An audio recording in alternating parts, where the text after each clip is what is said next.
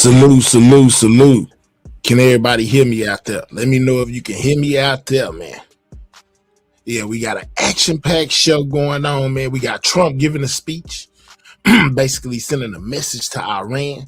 We also got, man, excuse me. That's crazy. That sneeze came right when I was finna say we got the HANTA, man. You know what I'm saying? Most definitely spreading as well, man. There's a lot of things going on out here. A lot of medical experts speaking on the situation. You know, we most definitely got to keep an eye on that, man. They say it started from a cruise ship. You know what I'm saying? It involved rats, pee and boo-boo and things of that nature. I'm just saying. And, man, it's spreading, you know, but we also got to keep an eye on the situation going on in Iran, guys. So I guess what we'll do, we'll start it off, you know what I'm saying, with Trump's speech today, where he most definitely issued a message to Iran, guys. Shout out to everybody in the building, man. Make sure y'all double tapping that screen. That's how you hit the like button, and most definitely subscribe to the channel if you are new. All right, let's get to it, man. Let's get to it. Let's get to it without further ado, man. Y'all make sure somebody type in the comment section. Let me know y'all can hear me out there. Can y'all hear me out there? What's up, Miss Shireen? Can you hear me out there? You know what I'm saying? Can you hear me out there? Yes, I can hear you. Yeah, we hear you loud and clear. Let me know you can hear me out there, Miss Shireen. You know what I'm saying? What's up to you, Miss Sharon? I think that's what it is. It's either Sharon or Shireen, one of the two. But hey, either way, we in the building. Shout out to you, man. Can y'all hear me out there? Let me know. Yes, sir. All right, bet. That let me know you can hear me out there already, y'all. So let's get into this speech, or this. Yeah, what's up with it, Pooh? Yeah, we about to get into what Trump did today, guys. You know what I'm saying? His little message that he sent to Iran, guys. All right, hold on. Let me take this banner down. Ooh, okay, there we go. There we go. Shout out to everybody in the building, man. Make sure y'all double tapping that screen, man.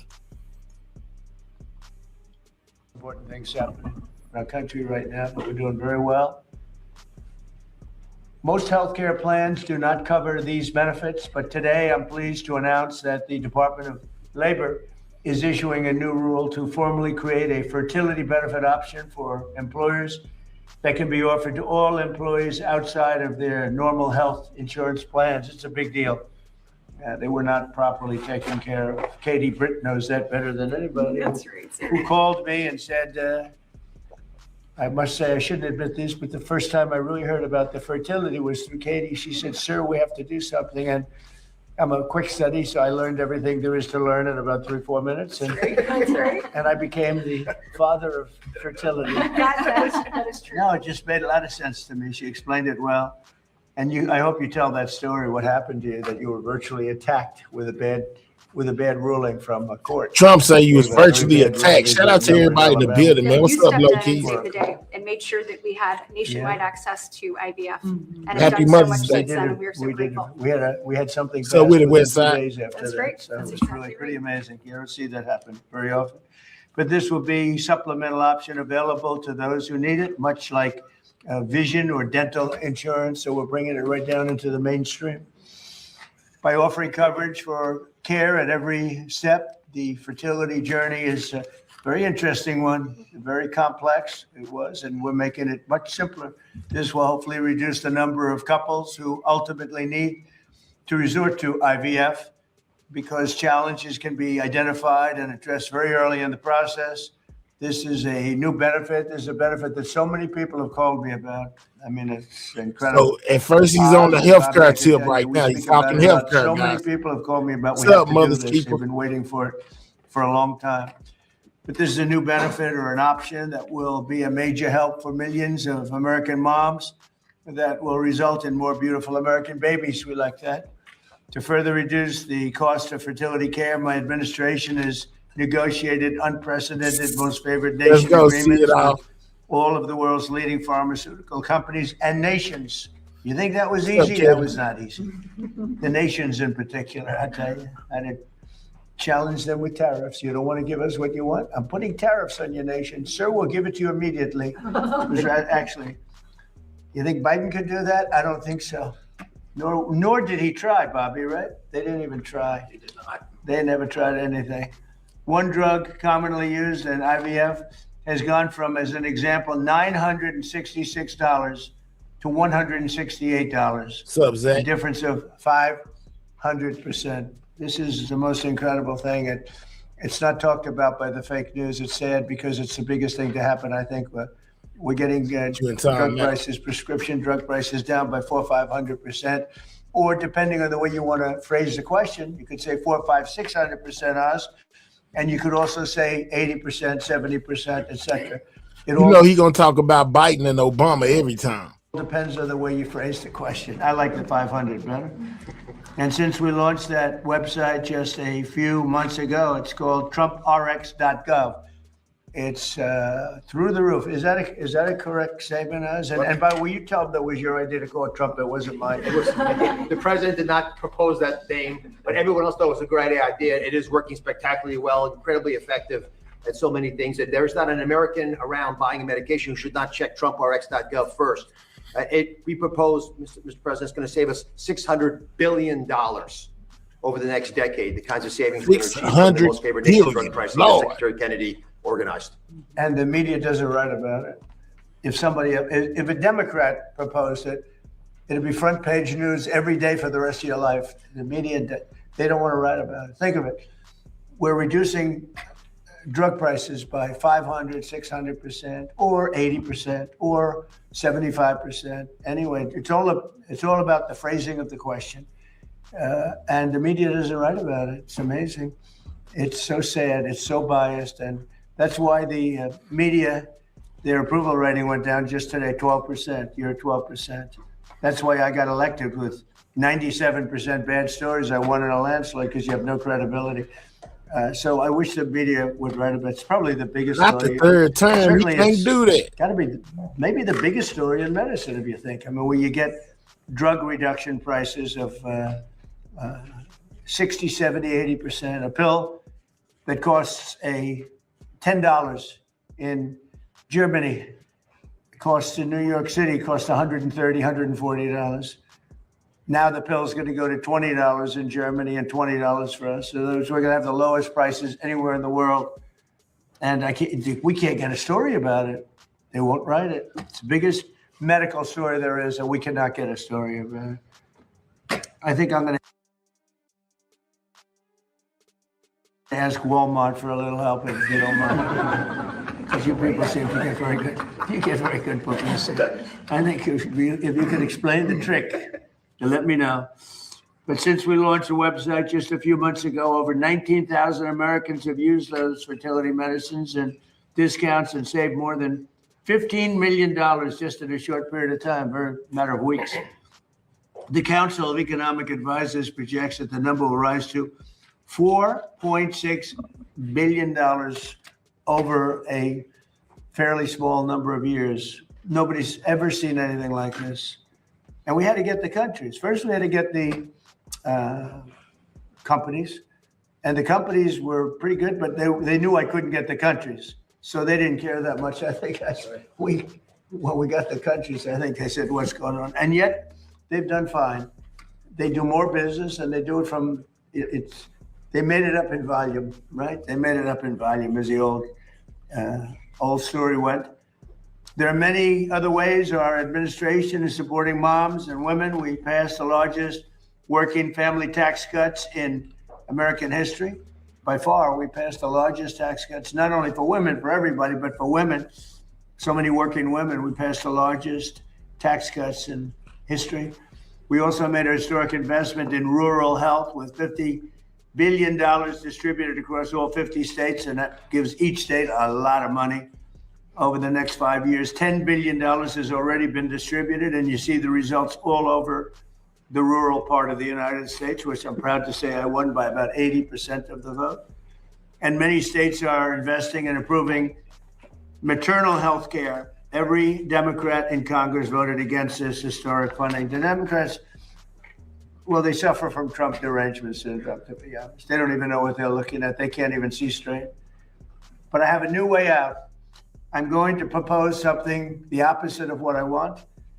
and we will have massive amounts of legislation. No, just all I have to do is Genius say, idea. we will not build the wall, and they'll prevent it as it is. Diabolically No, I'm gonna do it, Katie. We'll put it I in. think you're.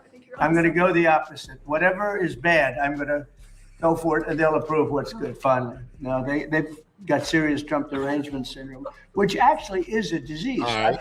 So somebody asked Maher, do you think this new pandemic is being used to affect the midterms?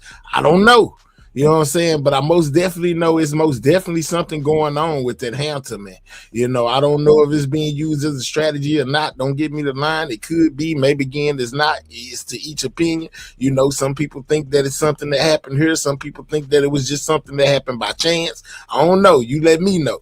But it is interesting, man. You know what I'm saying? The first time Trump was in office, the C word came. Now we dealing with the H. I'm just saying, man, it's a lot going on. But let's let them talk as they begin talking about healthcare, and then Trump sends a message to the people in Iran. I'm hearing it is actually a disease. It's an honor.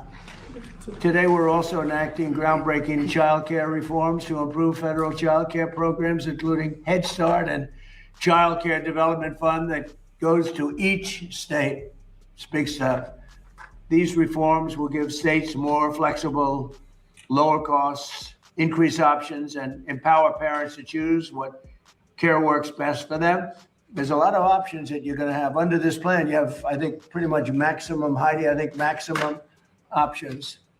And that's what we're looking for, maximum options at the lowest cost. And you've got a cost that if you were here a year ago, or if you were here like during the last administration, you're talking about a cost that would be 8 to 10 times more expensive than what we're doing. And same exact prescription, same exact medicine, same care at 10%.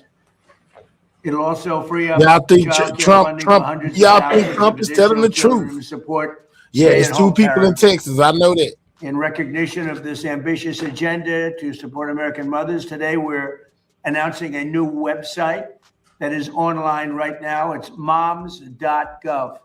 Moms.gov. You couldn't have put that in the Trump deal. You had to give me a new one, competition. This guy, he wants to make me work so hard. So explain moms.gov, would you please, Dr. Oz? Well, we're going to have a whole discussion about it, sir, a little bit later. If we could, we want Katie to speak a bit about the first issue you mentioned. But moms.gov is a beautiful site. Folks want to check it right now while we're talking. Yeah, you really should. And it's pretty incredible. Something that Senator Rubio and I tried to do, sir, but you're the one who actually did it, along with. Well, I like TrumpRx.gov. I feel like that. No, they're I mean, I love audience. moms.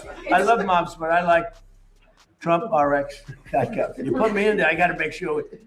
He gives me competition now. He wants her to work. That's all right. We're only kidding. I have to say we're kidding, otherwise they'll do. Trump and Oz had a major dispute. It was terrible. And Bobby broke them up.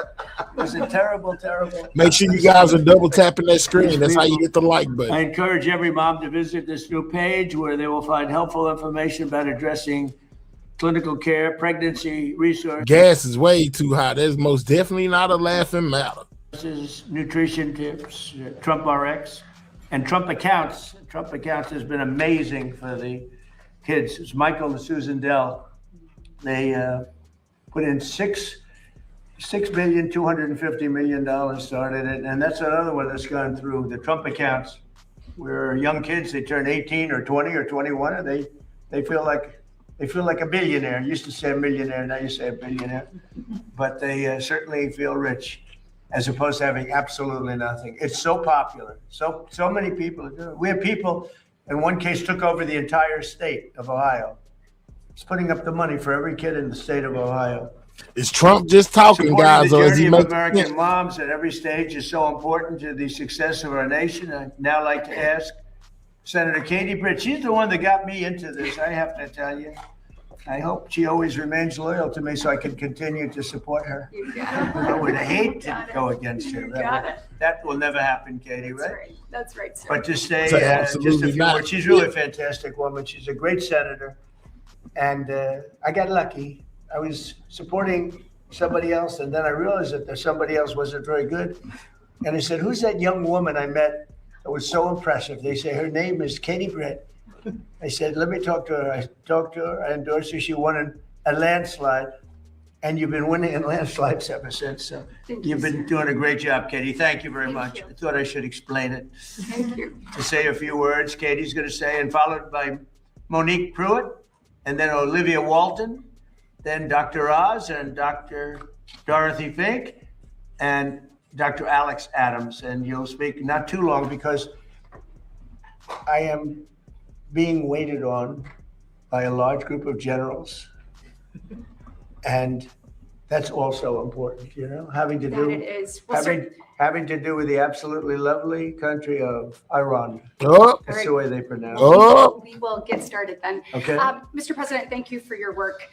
We are here, guys. This is another example of yeah, he competency finna say comes. something I to mean, our you look at run. what President Trump did when we dealt with this issue in Alabama. He stepped up to the plate immediately to make sure that we had nationwide access to IVF, to making sure that we had comprehensive fertility treatment, so that men and women, couples who were longing for their child, could continue to have that hope and also have that reality. Today doubles down on that yet again. I mean, we see the savings that have happened across the country, and I've had more and more people come up to me and tell me a story about what it has saved them. But we also know that there was opportunity for continued growth. President Trump saw that and he acted on it. So now more people are going to have access through their employer, just like they would dental or vision insurance. And there are people right now who this is out of reach because of affordability, and President Trump is bringing that back in. When you look at the comprehensive Thank you. nature of what we're doing today, and Shout coming out the Hill- to C. You know what I'm saying? See it.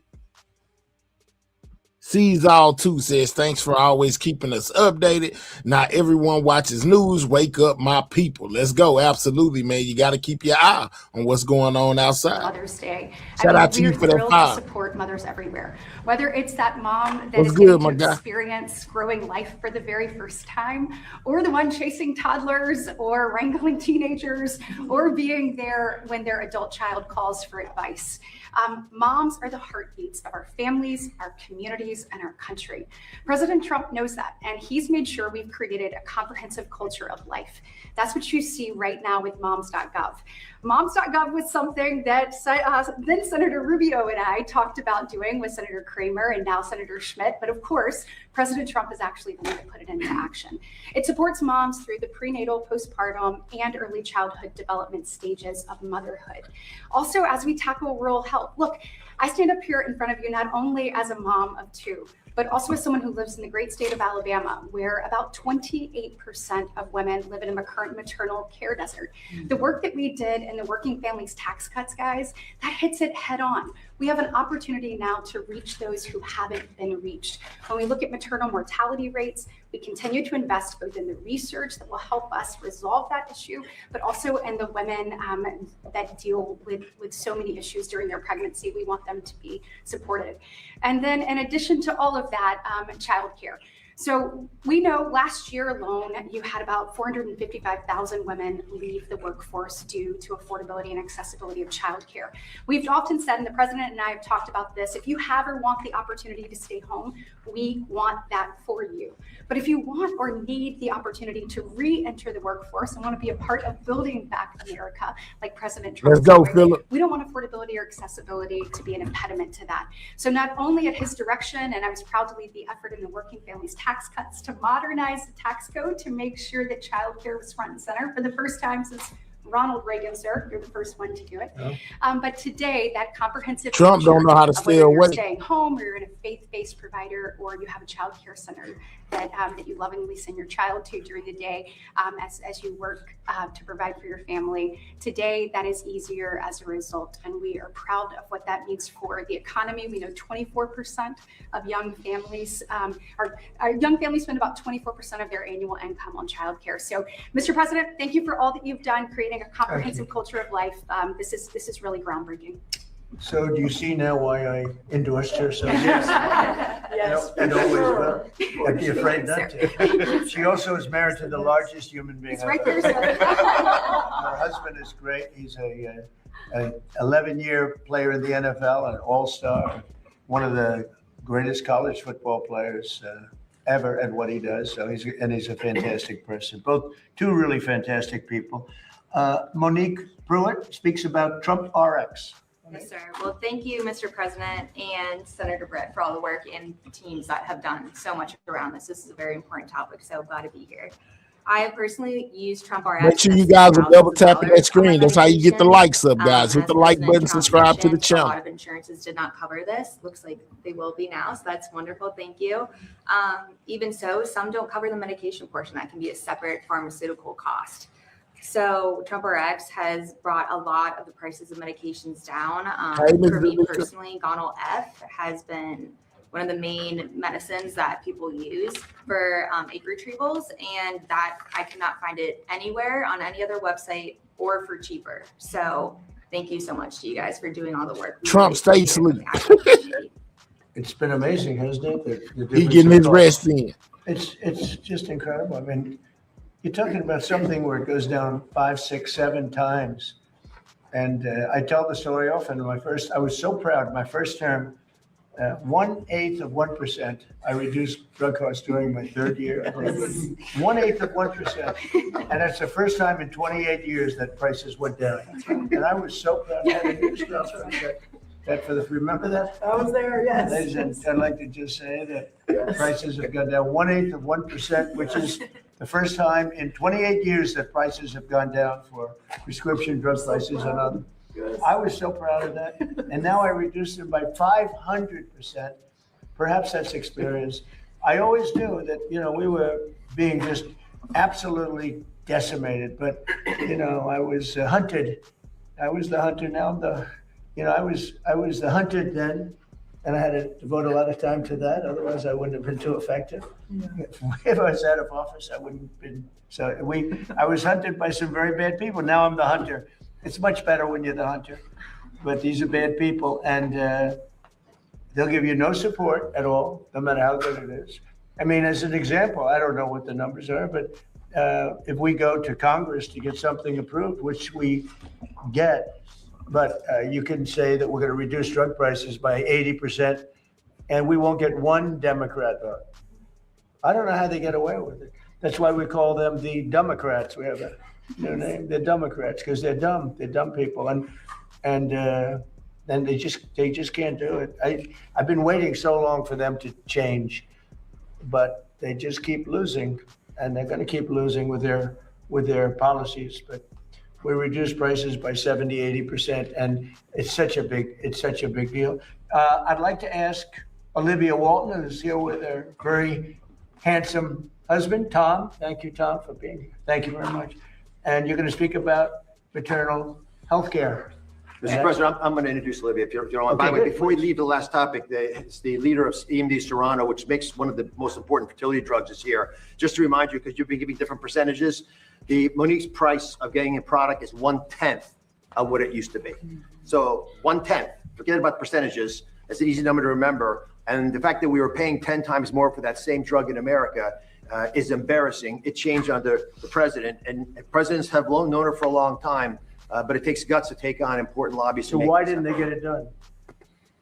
Well, the main reason is they were intimidated. They're scared. Or incompetent.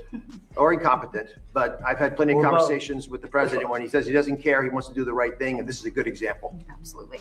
Excuse me, Katie Britt's husband's here. I just spotted this very large, handsome guy. That's a great guy. Okay, go ahead. So let me speak a little bit about the reality that 1 in 3 Americans are underbabied. What does underbabied mean? That means that you either don't have any children or you have less children than you would normally want to have. And to Katie's point, we have a crisis that's causing our fertility rate to drop below 1.5. The replacement rate is 2.1. So we're way below what we need just to replace the people that we have in America. And one of the challenges is that rural America, where there's 60 million people, have a mortality. Y'all think Dr. Oz know what he's talking about, or she just stick to being a TV doctor? Rate, maternal mortality rate when they have babies, that's about 30% higher than if you live in an urban area.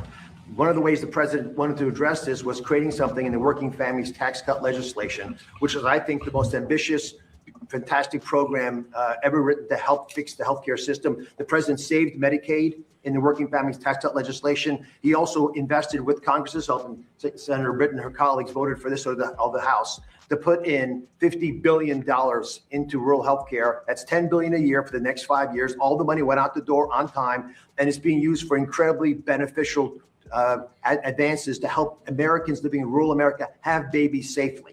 Your zip code should not determine your mortality rate if you're having a baby. That is going to change. There's a great program in Southern Alabama. They call it LA, Lower Alabama. I love that you know that. Yes, I've been there. And that is allowing us to use these new ultrasound probes now. If you don't have an obstetrician in your county, because in many counties in LA, which is Lower Alabama, that is the case. We have states and all the governors are embraced on this, investing a lot of money, training more people to work in rural America. And we're also using telehealth tools. So you have big, sophisticated urban centers adopting smaller facilities, clinics, so they can help moms deliver babies wherever they may live. You don't have to drive across state to get there. Now, as great as this all is, and as fantastic as it has been to have 50 governors, in this case, Mr. President, even the Democratic governors are on board. It's such a good offer.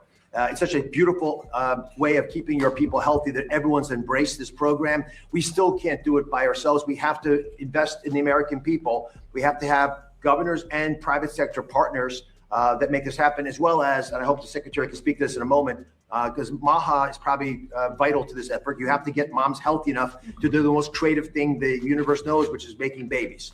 So Olivia, maybe you could take the message around the private sector involvement and how you and your family have gotten involved in this and led the way, and maybe we should talk about MAHA afterwards. Sure, I would love to. And first, thank you so much, Mr. President. Thank you, Dr. Oz, and thank you, Secretary Kennedy. Thank all of you for making maternal health really a national priority. It's an honor to be here today with all of you. This $50 billion in rural health funds, this really represents a transformative opportunity to invest in maternal health care. And in fact, it's what's given us the confidence to launch Healthy Moms, Healthy Babies America, which is our campaign. It is bipartisan. Dr. Oz is right. Democratic governors across the country are also very interested in doing this. We have a simple goal. We want to cut the U.S. maternal death rate in half in 5 years. That sounds audacious, but I am confident we can do it. I am confident because we have the federal leadership, because President Trump wants to make America the best place to have a baby. I'm confident because we now have this $50 billion, money that's already going out to the states that we can actually leverage to pay for some of this. And I'm confident because honestly, we know how to fix this. The vast majority of infant and maternal death is preventable. We know the solutions. Maternal health is rural health. You heard the numbers from Dr. Oz. I'm here today as a mother from Arkansas. I have 3 young kids. I live in a very rural state, and I'm thrilled to say Governor Sanders is taking maternal health head on and has made some incredible progress. But in rural America, it is hard to have a baby right now. It is hard to get care. We have moms driving for hours to get to the OB. Most moms don't have the time to do that, and a lot of moms don't have the money to do that either. And then after they have the baby, they're not going back for any kind of checkup. For those of you who know, who've had a baby, what's the standard of care? They say, come back in 6 weeks. It's not a good idea. You all know how precarious those precious few weeks are.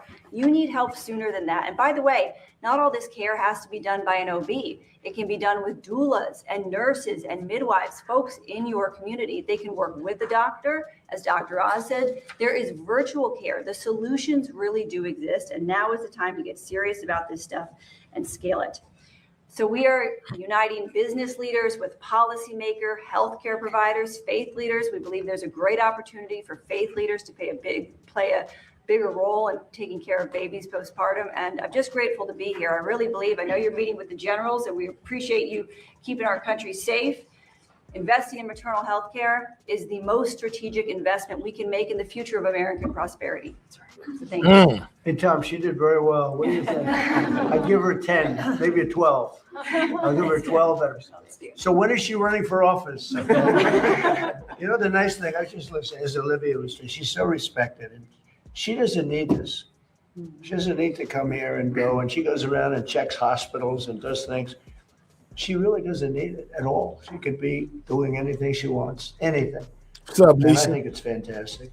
And thank you very Hey much. guys, everybody take time to double tap that screen. If you're on a mobile device, that's how you hit the like button, or you can click the 3 dots in the right hand corner, hit that thumbs up. Remember, subscribe to the channel if you are new. This is Trump speaking on healthcare, and he's also going to send a message to Iran, guys. Thank you. Thank you very much. Thank you, sir. Really beautiful. Thank you. Okay, we have Dr. Fink. Oh, yes, right here. Dr. Fink, how So are you? good to see you. Nice to see you. Go ahead. Well, thank you, Mr. President, for your ongoing support of maternal and infant health. We recognize that the health is connected. That's why we launched the Perinatal Improvement Collaborative during the first Trump administration. What in the world? Through this nationwide network of families. With the launch of moms.gov, we're highlighting all of the policy achievements that have advanced to support moms and babies. Moms.gov is a first of its kind resource that offers all sorts of guidance and information to support the health and well-being of mothers and their families. Hey, Ms. Pooh Bear. Moms.gov also really helps support expecting parents who are navigating difficult or unexpected pregnancies. We are committed to supporting women's health throughout motherhood and at every stage of life. Supporting women's health is not just a policy, it's a promise. Mothers help build healthy families, and that healthy families build a healthy. So I want to thank you, Mr. President. Trump them having technical difficulties over there. Families. For years, Washington's answer has always been the same: more bureaucracy, more mandates, and higher costs for everyone. President Trump, you are taking a different approach. Under your leadership, we're advancing a child care reform package that puts parents back in charge. We're going to do three primary things. First, we're restoring parental choice. That means bringing faith-based providers back to the table. That means recognizing the vital role played by home-based providers, relatives, and parents who choose to stay home during the earliest years of their children's lives. Second, we are cutting unnecessary red tape that forced providers to close, limited access to care, and made it harder for working families to find the support they needed. We're moving away from one-size-fits-all federal mandates and instead empowering parents to meet their child's unique needs. And then third, we're strengthening accountability to ensure taxpayer dollars are protected from fraudsters. Under the Biden administration, they essentially backed the Brinks truck up to states and sent the security home. We think Americans deserve better. We will ensure that these funds go to families who truly need support. Our goal is simple: more affordable options, more providers, more choices for parents, and more accountability for taxpayers. Trump sleep again. The pro-family agenda recognizes a simple truth: strong families build Trump be struggling to keep his eyes open, boy. That is crazy. a strong nation. And if I could just end on a personal note, Sleep. Mr. President, I want to thank you for your leadership and everybody up here for their leadership on fertility issues. My beautiful baby girl, Emerson, is a product of IVF, and I thank you for your leadership on that issue and sharing the joy of parenthood with many, many more American families. Thank you, sir. Well, thank you very much, Doctor. It's great to know. It's been really successful under this administration. And again, Katie, you were so helpful. Bobby, do you have something to say? Very, very briefly, Mr. President. I just wanted to stress what a huge win for the MAHA movement and for the pro-life movement. Moms.gov is one-stop shopping for IVF, for prenatal care, for postnatal care, for nutrition, for baby formula, and of course for Trump RX. We have, as Dr. Oz pointed out, a fertility crisis in this country right now. We just found out that we've dropped now to 1.57%. The replacement rate is 2.1. 100 years ago, we were at 3.27, so more than double than we are today. We are approaching the cataclysmic rates that Japan and China. I don't know why he don't let other people just read his speeches that he want to say. Let them say it for him. China are now experiencing that is threatening their economy. It's a threat not only to our economy, to our national security, it's a direct threat to our Social Security Trust Fund, to the Medicare Trust Fund. President Trump has directed my agency to find out the cause of the fertility crisis. And that is part of this program. We're looking at the impact of metabolic challenges, which directly affect fertility, of obesity, which affects fertility. Most definitely do that. Of endocrine disruptors, of pesticides, of this toxic soup that our young women are walking around today to try to figure it out. The fertility crisis for women began in 2007. For men, let somebody else read his speeches. Men had twice the sperm count. Thank you, Flip Mode, for the coin. Today. This is an existential crisis for our country. We had a a series of presidents that were trying to discourage childbirth and motherhood in this country. We now have a president that is trying to encourage it. And I want to thank you again for your leadership. Thank you very much, Bobby. And there's another word, autism, that we're very much involved with. And I have my own ideas, but Oz and Bobby and everybody, they're really focused on it very hard. Trump, look at Trump, he's finding it hard to keep his eyes open. Trump done fell asleep about 10 times already. Shout out to the people that are sending gifts. If you're just now getting here, make sure you double tap the screen of your mobile device. That's how you hit the like button, or click the 3 dots, hit that thumbs up. Thank y'all for them gifts. I see y'all. Make sure y'all subscribe to the channel if you're new, as Trump issues a message to Iran and also talks about healthcare, guys. I think in a certain way, I would like you to look at the payment schedules, Bobby, because I think it's very skewed because of the payment schedules. You understand what I mean? Yes. We're bringing you some ideas. I think it Mr. has to President. be. I think it's crazy. I think that's what's happening. Can't pay more for that to a doctor. I mean, every person around is going to have autism. That's what's happening. So, because I really believe that that's very badly skewed. But more importantly, but I would like that done immediately. But more importantly, I think that some great progress has been made as to why, what is this thing that's happening all over the world, but here, what is it? What's going on? And there has to be something, because it spiked so much over the last 10 years. It's spiked over the last 15 years. It's gone up many, many times. And I think it's a very important thing to mention. I mention it all the time, having to do with other subjects, and then I bring in autism. Anything having to do with medical, I always bring in autism. On another topic, we're looking very seriously at natural 7-OH and getting that approved, natural 7-OH. And we'll take a look at that very strongly. I think Oz and everybody were looking to see if we can do something there. A lot of people are asking for it. And thank you very much for the work on that. And with that, do you have any questions? Here we go. President, you mentioned this, your President meeting with the generals on Iran.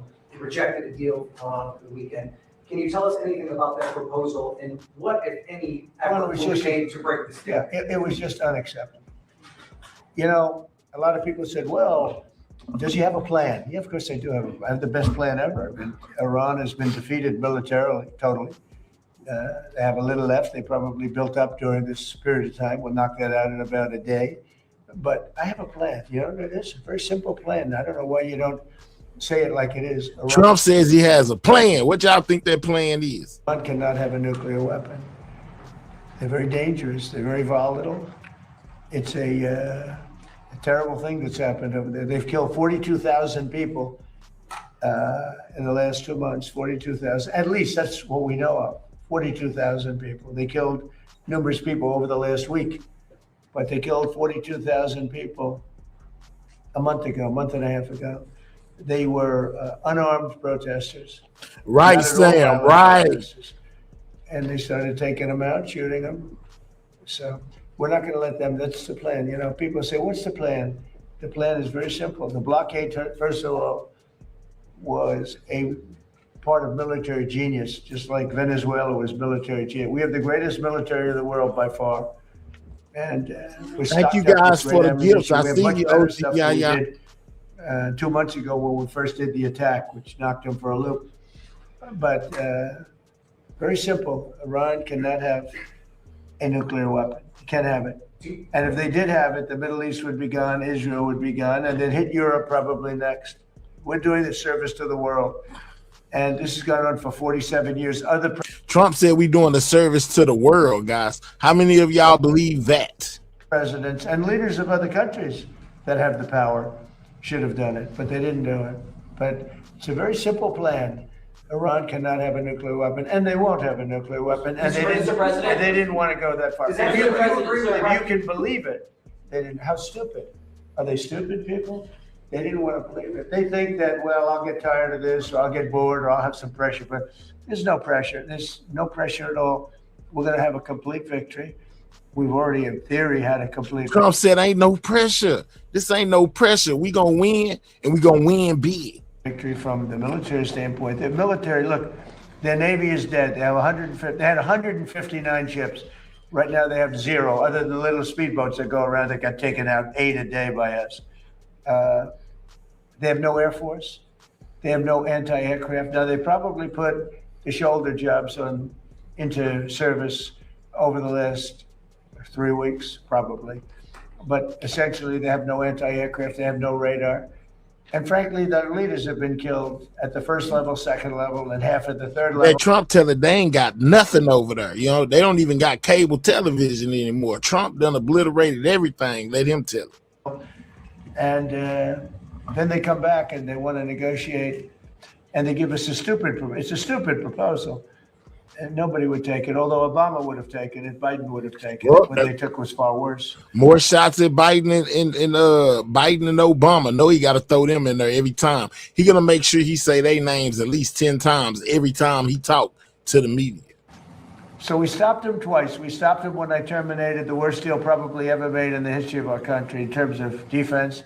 That was the Iran nuclear deal penned by Barack Hussein Obama. That would have given Iran a nuclear weapon within a year. They would have had it years ago. I terminated that in my first term. And then when that beautiful plane right there. Let's go. I like It that really right hit them there. hard. Exactly. That's the point right there. If Trump done obliterated them, why are we still at war then? Why is it still a battle going on? I'm confused too, but let Trump tell it every time he has obliterated a country. They don't got cell phones, cable, or the internet right now. Let Trump tell it, allegedly. And they told me, I want to just tell you this because they like to say, oh, well, maybe it wasn't that hard a hit. Iran told me very strongly, because they intend to give us the nuclear dust, as I call it. It's easier than talking about other terms, which is a term everyone knows. But the nuclear dust, which is what we hit, they told me, number one, you're getting it, but you're going to have to take it out because the site was so obliterated that there's only 1 or 2 countries in the world that could get it. It's so deep and got hit so hard that there's no way they have the equipment to move it. You and China are the only 2 countries in the world that could take it out. So we talked about it, and they said, you'll have to take it out because we don't have the capability of doing it. So for those people that like to say that those great pilots in those great planes, well, we just ordered 22 more of them, new and improved, that those great pilots didn't do their job. They did their job. 1 o'clock in the morning with no moon, no light, no nothing. Every single bomb hit its targets. And then that man said in the middle of the night, no moon, no lights, no nothing. You know what I'm saying? Once again, doubling down that he done obliterated them. They ain't got no lights over there, no nothing. And each of the missiles hit their target. It's Trump, boy.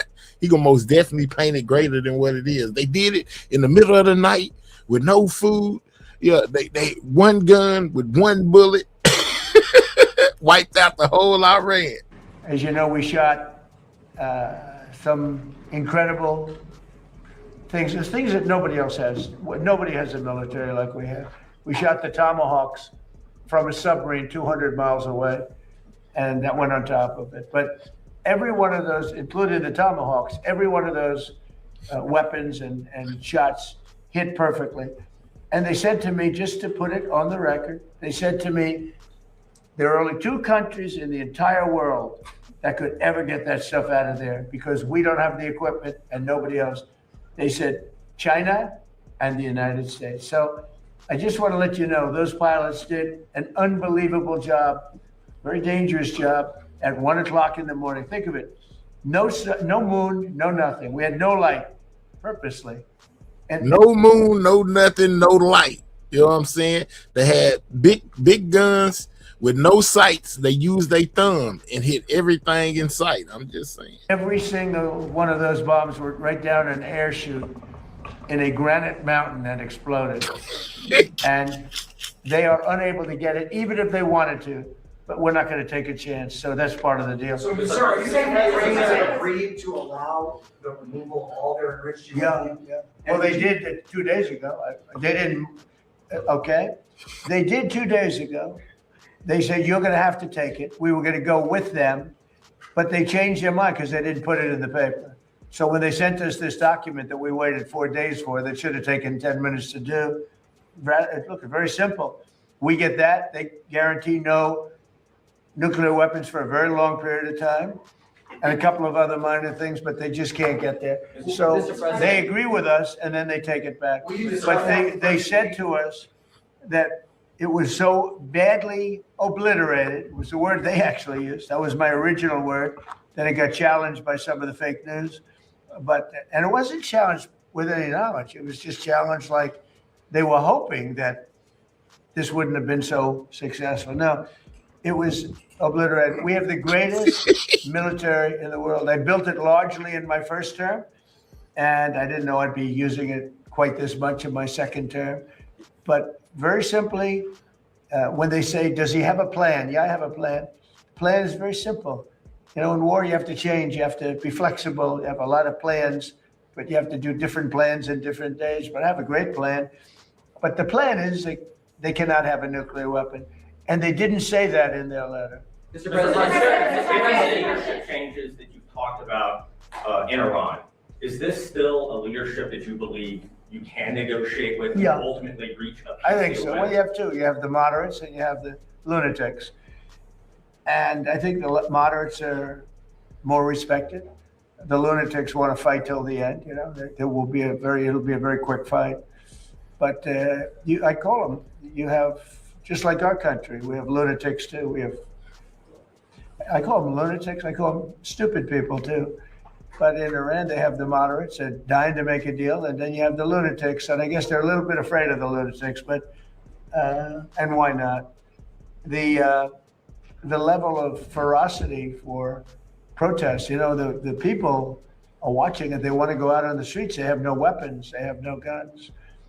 We thought the Kurds were going to give us weapons, but the Kurds disappointed us. The Kurds take. They have a great reputation in Congress. Congress says, oh, they fight so hard. No, they fight hard when they get paid. So I'm very disappointed in the Kurds. But they were given, I said it wasn't going to work, by the way. I just have to say it. I disagreed with what they did. They gave it. I said, they'll never get there. And I was right. I like to be right.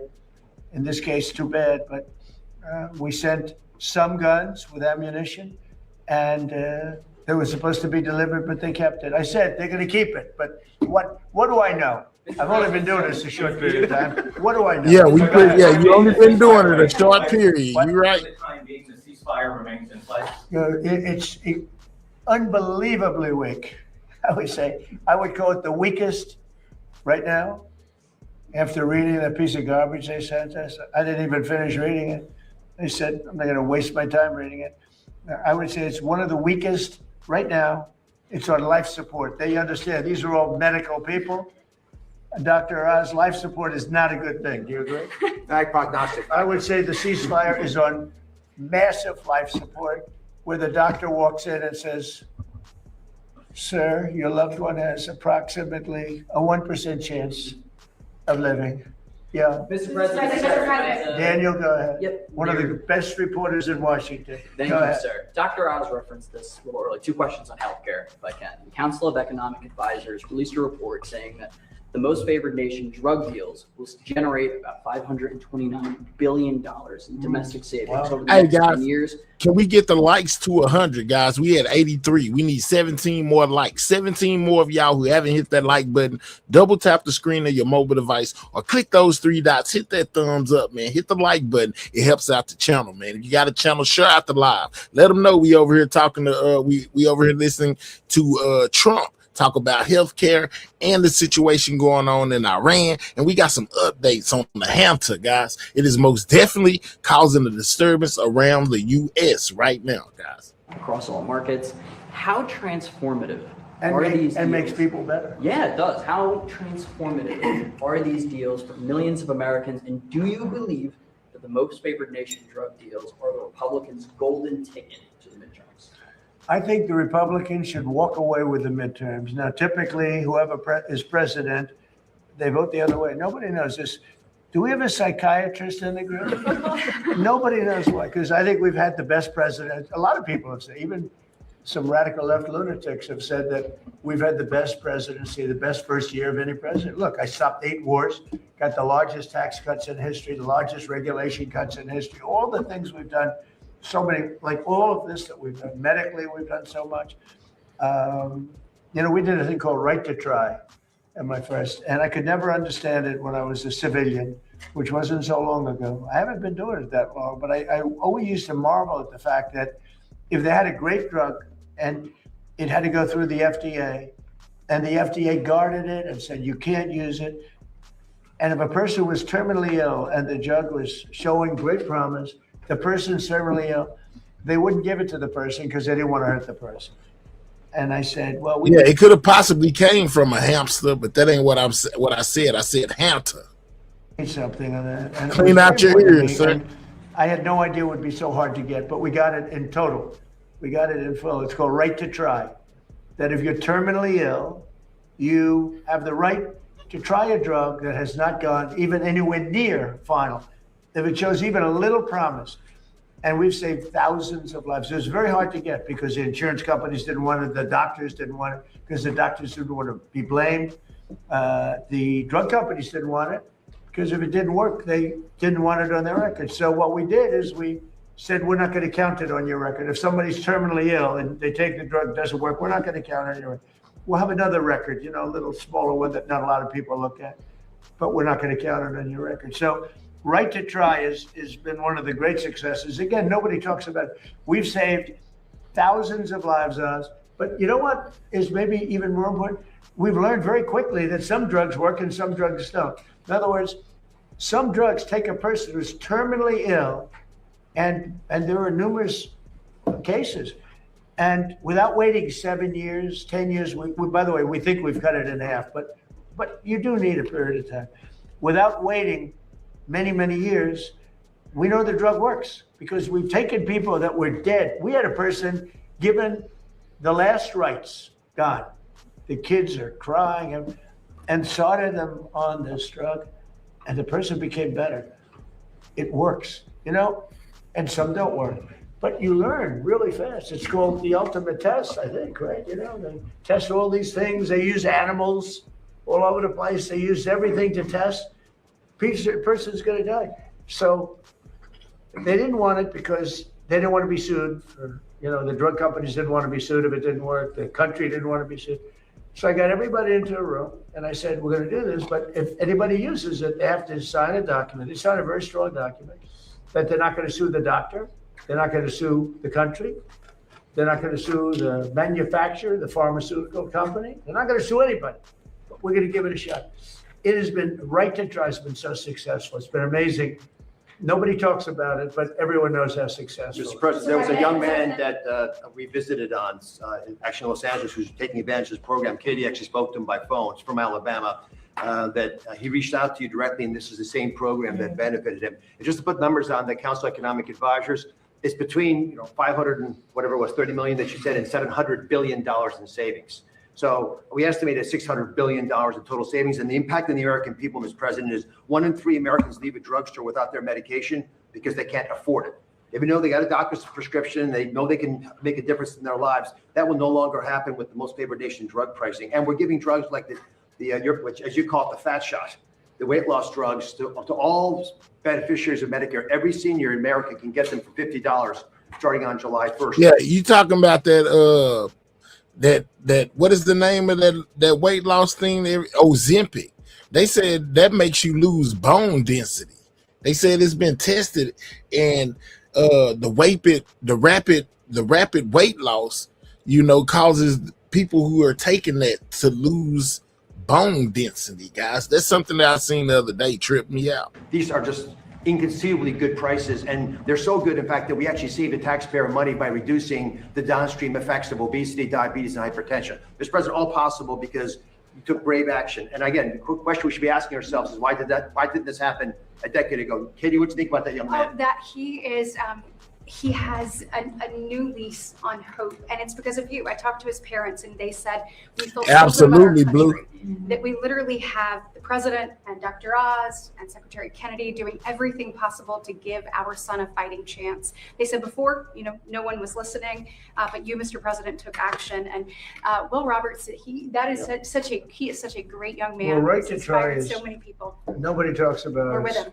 thousands of people, but it's also like this incredible laboratory of people that they're finished. They're terminally ill. They're not going to live. And we weren't given, and this went on for years. This went on, Madam Secretary, you're doing such a good job with prices, agriculture. How's the beef doing? We got to get the beef down. We're working on it. It's the only thing. We got to get the beef down. But It's becoming more affordable.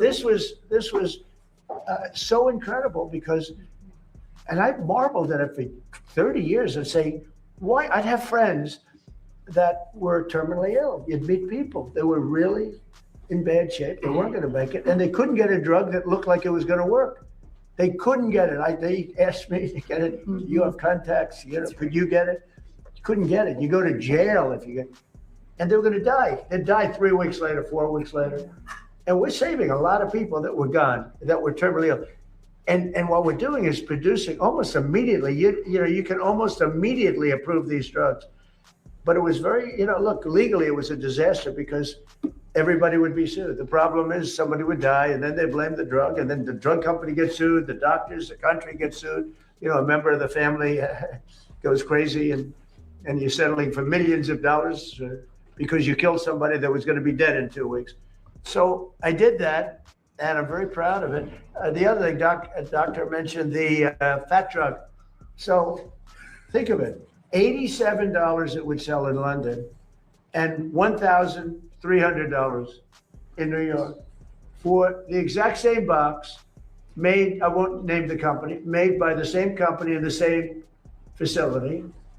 $87 in London, $87 in Heidelberg, $87 in Paris, $1,370 in New York. And this went on for a long time. And I want to tell you, he could be a famous guy. He's begging me not to release his name.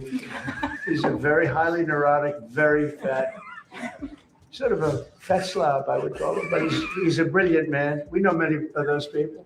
He's a brilliant guy, actually. But he said, President, what the hell's going on here? He didn't need the money. He's rich as hell. But he just couldn't understand why he had to pay so little in London. He went to London and he couldn't understand it. He said, this is crazy. And it actually motivated me in a certain way because he was very smart. He did a study. He actually said his people. And he traced this medicine.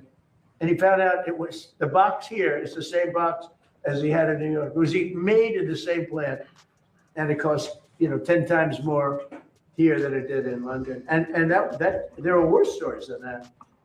And I said, that's it. It's over. We're going to do it. That got me really motivated. He's begging me not to release his name because he is a well-known person.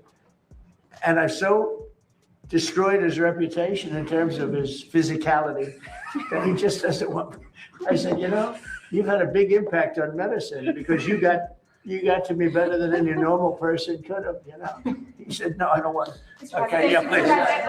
What do you hope to get out of the summit in China, and how much has the war in Iran changed the agenda? Look, I have a great relationship with President Xi. We're doing a lot of business, but it's smart business. We used to be taken advantage of for years with our previous presidents, and now we're doing great with China. We make a lot of money with China. I have a great relationship with President Xi. And I think you can see Trump said he make a lot of money with China. They get a big percentage, 40% of their oil from Hormuz. There's been no ships coming in, no nasty ships coming in that we end up in skirmishes with. He'd like to see it get done. He doesn't want to see, I'll tell you what, look, I respect him a lot. And hopefully he respects me. He didn't respect our previous government, that I can tell you. The guy couldn't talk. It's ridiculous how that ever happened. Our country was hurt so badly the last 4 years. I say it all the time. It was the king of Saudi Arabia, but everybody says we were a dead country a year and a half ago. And now we're the hottest country anywhere in the world. And you know that better than anybody. You see that. Olivia sees that. You see it in the numbers. Look at the numbers. Look at the stock market. The stock market is now higher than it was when this war started. So I thought that would go down 20, 25%. It was fine. I'm willing to, it's a terrible expression, take a bullet. It's a terrible expression, especially when it's used by me. But I am. I'm willing to take a bullet for the country. And I said, look, the stock market's going to go down, but we're going to have a threat of lunatics having a nuclear weapon. I deal with them. I say it to them. I say, you people are crazy. I deal with it. Now, Trump say they have a nuclear weapon. They say that they don't. I mean, how many of y'all out there think that they actually have a nuke over there in Iran? And if they do, they say this whole debacle been going on for like 50 years. Why haven't they ever used it? They talk differently. I say, you're crazy. You're crazy people. You're nuts. You're not having a nuclear weapon. They think they can talk me into it, and they don't do very well with it. But they know how I feel. They can't have a nuclear weapon. They would use it within an hour after getting it. If the Obama deal wasn't terminated by me, they would have had it 6 years ago. And they would have used it immediately on Israel and also the rest of the Middle East. You saw that. But from what I hear, they got all the materials to have one, Rick. You know what I'm saying? And my thing is, if they've had it all of this time, all of the materials needed, why haven't they assembled one yet? Or use one? Rick, let me know.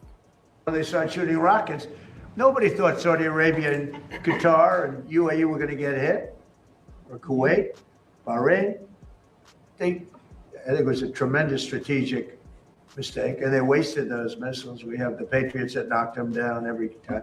You know, I told the story, we were shot at one of our great assets, happened to be and he said he did say that. I knew I wasn't tripping. Missiles going at very high rates of speed, sophisticated equipment.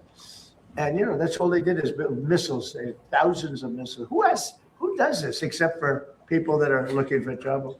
We had 111 shot at one of our ships over a very short period of time. Out of 111 missiles going at 3,000 miles an hour, all 111 missiles were knocked down into the ocean long prior to arriving at the target. And the coolest guys are the guys that do this. You know, they're not brawn, they're brain. They sit there, missile shot. You got to see it happening. Missiles coming. They got like about 13 seconds to make a decision. It's not like, gee, let's figure it out. They make a wrong calculation. You know, you lose a lot of men and a lot of $1 billion times 10 ships. So, but there's a level of coolness that missile shot, they look, blah, blah, blah, blah, blah, blah, blah. And, you know, they're going, heading 47 degrees north, 1,300 feet, going 3,000 miles an hour. Okay, we have it in our sight. Fire, boom. 10 seconds left. Let me tell you, they need smart people. Thank you for the gift, Flip Mode. Thank you for all your gifts. Cool. You know, under the calculations for some people are very tough. For other people, not so tough. There's, you know, about 1%. There's not too many. There's not too many people around like that. I say, a lot of times I'll call these gunners because they're phenomenal geniuses. You know, where did you go to school? I went to MIT. Where did you go to school? I went to the best schools. Smart. You got to be smart. We have the greatest military in the world. Okay. Mr. President, back to motherhood. Your one big beautiful bill. I like that. Because this is about motherhood, not about the beautiful country of Iran.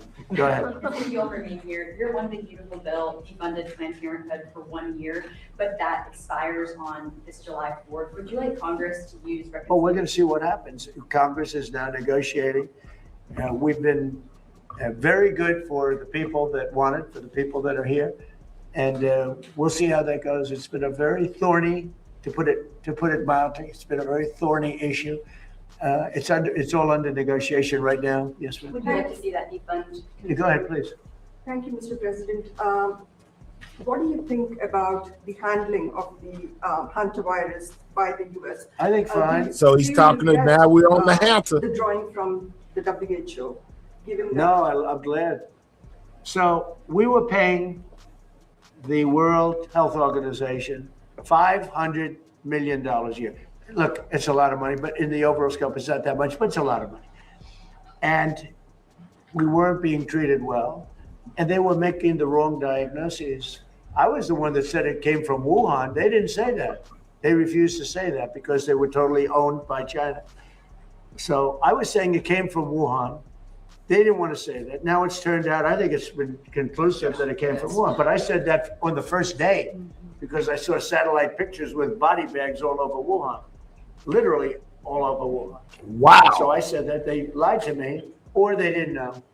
Trump said he's seen satellite images of body bags. Yeah, that show you how advanced that technology is, huh? It zoomed it all the way to the ground. They could see body bags on the ground. Dang. So we were paying for, let's say, 350 million people. We were paying $500 million a year to the World Health Organization. That's a lot of money. What the hell are they going to do with that kind of money?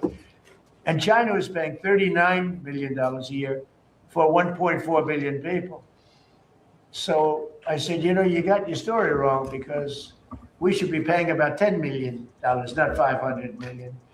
And they were willing to negotiate, but it was so popular when I pulled out. They gave us all wrong information. On COVID, they were totally wrong. And I looked today and I saw the same doctor that was there. He's a good politician. I don't know how the hell he kept his job, but he was there telling us about this.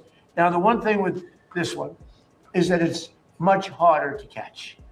And we've had it for a long, it's been around for a long time. People are very familiar with it. So, you know, I hope it's fine. All I can do is everything that a president can do, which is actually somewhat limited. But he said, which is seems actually like it is somewhat not, limited. Easy to spread. In fact, yeah, he said all I can do is what the president is able to do, and it's somewhat limited. Man, what do you mean? In certain ways, very hard to spread. It's been, we've lived with it for years, many years, and we think we're in very good shape. We're very careful. And Nebraska has done a fantastic job. They have a place there that those doctors are unbelievable, the job they've done. Yeah, please. Mr. President, are you going to suspend the federal gas tax? Yeah, I'm going to reduce until let me tell you, as soon as this is over with Iran, as soon as it's over, you're going to see gasoline and oil drop like a rock. Going to be dropping down like a rock.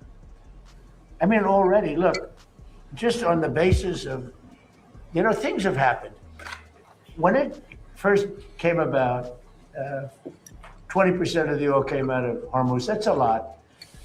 But, you know, with time, it's like they go into Texas, they go into Louisiana, they go into Alaska, a lot of Alaska. Alaska's, you know, sort of, it seems like very far away from Asia, but it's actually a relatively short trip by comparison to other locations they have to go to get oil.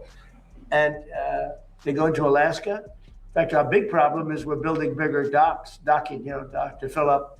But we've become very big on the filling station. We're a big filling station. And what's happening is when people heard about losing Hormuz, they said, oh, it's genius. They're finding other locations. And some of those people, I spoke to them, companies and countries, some of those people are going to continue to go to Texas. They like it better. They said it's an extra 45 minutes. They like it better. And it's sort of amazing, you know, it found its way. So a lot of people thought oil would go to $250, $300. It's not. I mean, today it's at less than 100. Think of that. Now, when this ends, you're going to see it drop like a rock. How long are you going to suspend that tax for? Till it's appropriate, yeah. Mr. President, It's a small percentage, but it's still money. Mr. President, do you still believe a diplomatic solution is possible with Iran, or do you only have military options left? No, I think it's very possible. Look, I've had to deal with them 4 or 5 times. They change their mind. They're very dishonorable people, the leadership. Don't forget it's the 3rd level. The 1st level is God. They were unreasonable. The 2nd level is more reasonable. The 3rd level, nobody wants to be president, you know? They say, who wants to be president? There's nobody raises their hand, you know? But they change their mind. I've had that in business many times. The mind changes, you go, These people that you make a deal and then the next day they send you a document that takes 5 days to get there when it should have been there in 20 minutes. You know, it's a pretty simple document. They will never have a nuclear weapon, yeah? Thank you, sir. I was speaking with Claire Lai this morning. She's the daughter of Jimmy Lai, and she told me that she's been praying and hoping that you'll be the one that brings her dad home. She says, of any administration. So one thing we do know is Iran under no circumstances will ever have a nuclear weapon. He stated that 18 million times already. Thank you for the gift. Thank you for the gift. She thinks you're the one that can do it. You said Jimmy Lai. Jimmy Lai's daughter. And there's another gentleman, a minister, pastor, as you know. I'll bring them both up. I brought it up before. Jimmy Lai I brought it up. The other one I just heard about this morning, actually. And I do bring that up. You know, we've gotten, I don't know if you've been reading, John Cole, who's a great lawyer. He was a tobacco lawyer. Great guy. I won't say he's an older guy because he may be offended by that, but he is. He's a little older. And he's a wise man, actually. He made a fortune with the tobacco. He did the first tobacco lawsuit. And he's a great man. And he's brought back hundreds of people out of various Belarus. You know, you read about that. And the leader has been fantastic. But somebody has to ask him. Biden never asked, we asked. And we're getting hundreds of people out of confinement and prisons that shouldn't be there, and hundreds, and many of them aren't even citizens of the United States. They're people that have been captured in some form, ministers, people that are really innocent people, and they're being held captive. And I bring up Jimmy Lai. Now, Jimmy Lai, he caused a lot of bedlam. I don't know. It's like saying to me, if Comey ever went to jail, would you let him out? It might be a hard one for me.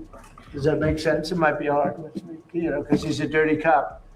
But Jimmy Lai isn't that way. But Jimmy Lai, he caused lots of turmoil for China.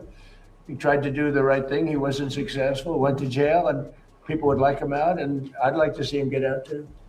So I'll bring him up again. I have brought him up. There's another gentleman, a pastor, as you know, with a beautiful daughter and son-in-law that would like to see him get out. I'm going to bring his name up. Mr. President, what about Taiwan? Do you expect Taiwan to come up in your? Yeah, it always comes up. It always comes up. It's. I used to say Ukraine. 4 years you never even heard the word Ukraine. It was never going to happen, and it was handled so badly. Ukraine should have never come up.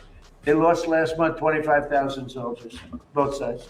25,000. They're Thank losing you. on average 25,000 soldiers. It was like me. a meat I grinder. sneezed. It's horrible what's happening. That would have never happened had the election not been rigged. That would have never happened. And Putin and I would talk about it, but there was never any, he would have never done it. Taiwan, I equate it a little bit to that. If you have the right president, I don't think it'll happen. I think we'll be fine. I have a very good relationship with President Xi. He knows I don't want that to happen. Very far away, very, very far away. We're just at 9,500 miles. We're 9,500 miles. He's 67 miles. It's a little bit of a difference, but there's a lot of support for Taiwan from Japan and from countries from that area. Do you think we should still be selling them weapons? The United States should. Well, I'm going to have that discussion with President Xi.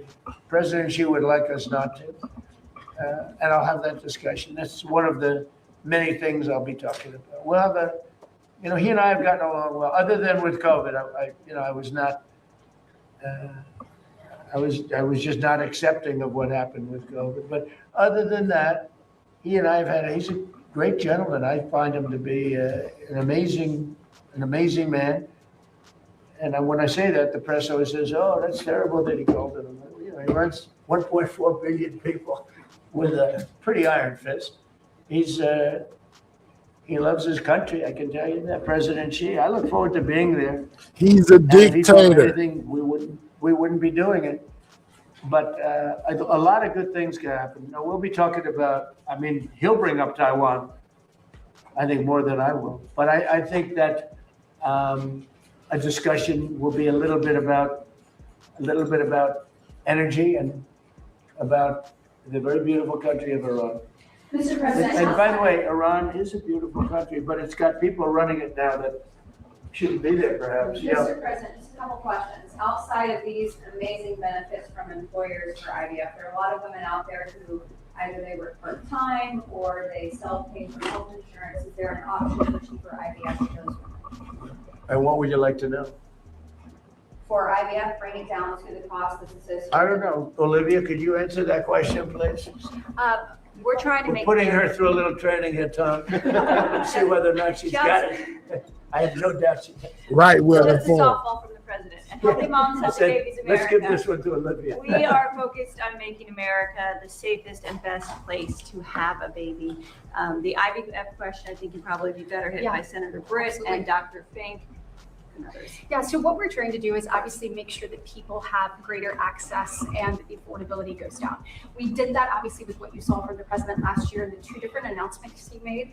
We've seen, over, thousands of people have more access with regards to affordability. I think we've saved about $15 million, but we know that this is going to go up to the tunes of billions of dollars with what we're doing here. With being able to allow employers to do this, we think it will ultimately drive down to each and every person. So that is the point. The more that people are able, we want to get, as Secretary Kennedy said, we want to get to root causes as well. So we want to make sure that we are treating the entire issue, not just putting a Band-Aid on it and moving on. We want people who want to bring life into the world to have that opportunity. We do believe that this will do that. So a combination of allowing this to be available, but then also the affordability element. I think it's down, as he said, some of these drugs down 80% from a year ago, some down 40% over a year ago. So it's a really exciting time, and we do think that this will ultimately be able to reach all Americans. But a lot of people don't realize it's available. I spoke to people, they don't know about the Trump, they don't know about any of these things. And, where you're saving so much money, where they can actually afford it. When you get prices down to just a tiny fraction of what they used to be, that's one of the reasons I don't need it for myself. I get enough publicity, but I need it to inform the public. A lot of people, like your question's a good question, but a lot of people don't know IVF and so many other things that can help them, that they assume it's so expensive, it's not within their price range, and they're not going to be able to afford it or even think about it. And then they hear about these numbers. And in addition, there's some help that we give them beyond even the low numbers. Mr. President, only 1 in 3 Americans know what TrumpRx.gov does. It would be a great service. I know he kids you a lot about this not getting reported appropriately, but there is no excuse to buy drugs. Make sure you're getting the best. And sir, we've got tens of millions of people who are going to it, but there's hundreds of millions of Americans. So we have got to get Americans real. You mentioned fertility.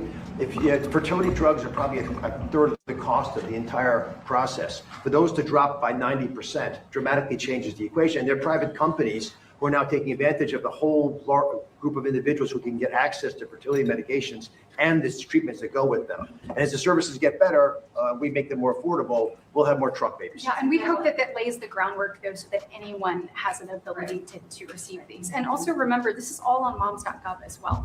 That's one thing we're trying to do is make sure that we are pushing people to all of these resources, because when you either want to have a child or you find out you have a child, sometimes that's a very exciting thing. Sometimes, you're a little overwhelmed. We want all of those resources to be in one spot so that we can help these women in their journey to motherhood. And when people hear how inexpensive it is relative, they can't even think about it. Now all of a sudden they say, I can afford that. And they get help also in affording it. There are ways of getting help to afford even those low prices. How about one more last question, please? Thank you, Mr. President. What do you say to infectious diseases experts who say they're worried the country may not be prepared to deal with something like hantavirus because of all the HHS, funding and staffing cuts? Well, I think we take care of that, Dot. And you want to answer that? It's just not true. Jay Bhattacharya is taking this task on. Secretary Kennedy is involved with them. You can speak to perhaps even better than, frankly, best in the room. But the country is prepared. The CDC is focused on it, and the agency is well aware of the opportunities to actually treat this problem, not just try to prevent it in the future, but treat it if it happens now. Secretary? Yeah, we've had CDC teams on it from day one. I was speaking with the University of Nebraska since the second day of the outbreak. I was speaking with Governor Billen of Nebraska. We had a CDC team at Tenerife. We had airplanes ready to take the patients, the 17 patients off the vessel and transport. 2 of them went to Atlanta. One of those was symptomatic. They're in a biocontainment lab in Atlanta. The other 16 are now in Nebraska. One of them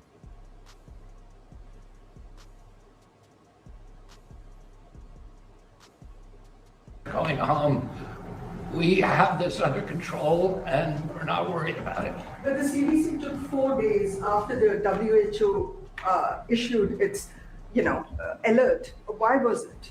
Why did it take the US 4 days to issue an alert? It's not true. As soon as we determined that the virus was out there, we issued an alert. The alert means nothing. They acted very quickly. I saw the alert too. Give me a break. They acted very, very quickly.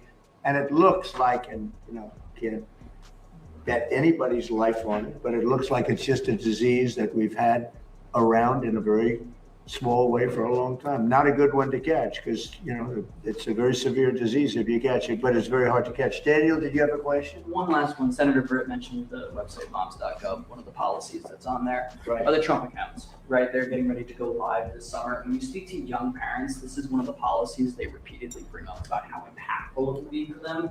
Can you just talk about why Americans need to know about this and how important it is for younger parents to move their kids? So we've done more for young parents, I guess it's the way you could say it. It's a great, beautiful term.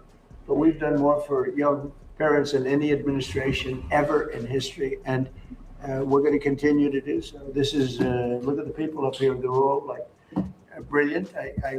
I'm one of the young ones, That's right. I'm a similar age to all of you. Very similar. I feel the same. Said he's a young I one. actually feel for sure. I don't know what this is. I feel the same as I did 50 years ago. Yeah. It's crazy. Someday there'll be a day when that won't happen. I'll let Bobby and Oz know, It's not quite the same. But I feel literally the same. I don't know why. It's not because I eat the best foods. Maybe they are the best foods. Who knows what the best foods are? Maybe junk food is good and the other food is no good. I know people that eat the best food. They go to a restaurant, they have celery, and I don't want, and I'll have steak and everything else. And I say, how you doing? Well, it's over for me at a young age. And all they do is watch it. I know many, many people that all they do is watch their weight, their this, their that. And they kick the bucket, and here we are. I feel great. Thank you, Daniel. Thank you very much, everybody. Have a good time. Thank you, guys. Pulitzer Prize winner. All right. So that was what Trump, basically had to say. Oops, hold on, not that. Okay, that was basically what Trump had to say regarding healthcare, and basically speaking on the HANTA situation as well as the Iran situation, guys. Now, it's been a couple of things that have been taking place when it comes to this HANTA, guys. And just like I said earlier, it got a lot of Americans on edge as people are being released back to their hometowns and things of that nature. All right, let's go. Hold on. Let's go here. Let's go here, guys. Let's find out what's going on, updates on this HANTA situation. 18 Americans from the hantavirus-stricken Dutch cruise ship are now back on U.S. soil. One is in a biocontainment unit in Nebraska, and 2 were transferred to Atlanta. The World Health Organization says there are now 7 confirmed cases associated with the ship. Ian Lee reports from Omaha, Nebraska.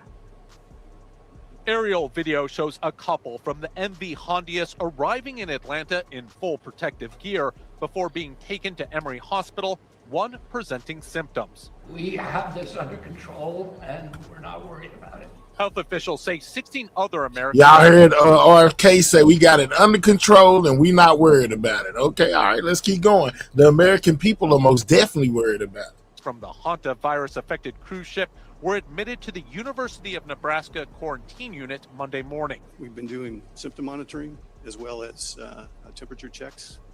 Everyone here is asymptomatic. At least one of them, who tested positive for the Andes strain of the virus, remains in biocontainment for close observation. We assessed that individual. They are doing well, actually. They currently do not have any symptoms. American passengers are expected to remain here in Omaha for several days, but have the option to stay for the full 42-day incubation period. We're putting as many measures in place as possible to ensure that people are safe and healthy and we keep the community safe and healthy. Are y'all worried about this Video situation, captured guys? remaining passengers and crew members from other nations getting off the ship on Spain's Canary Islands as repatriation efforts wrapped up.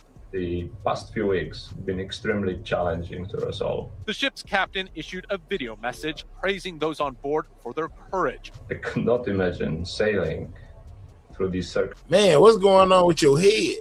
Almost kind of look like a woman. circumstances with a better group of people, guests and crew alike. The World Health Organization says the outbreak on board the ship killed 3 people and infected 6 others, but health officials stress the risk to the public is extremely low. Ian Lee, CBS News, Omaha, Nebraska. Hantavirus is an infectious disease spread to people who have been around rodents, such as rats and mice. Early signs of the virus include fever and fatigue, which then develops into shortness of breath and rapid breathing that can worsen to the point of being put in a hospital and sometimes being put on a ventilator. Whoa, guys. Sounds a lot like the C to me. If they want to put you on a ventilator, I'm just saying, yeah, this gives me the C vibes all over again. I don't know about y'all, but it most definitely gives me that vibe, guys. More on this situation, guys.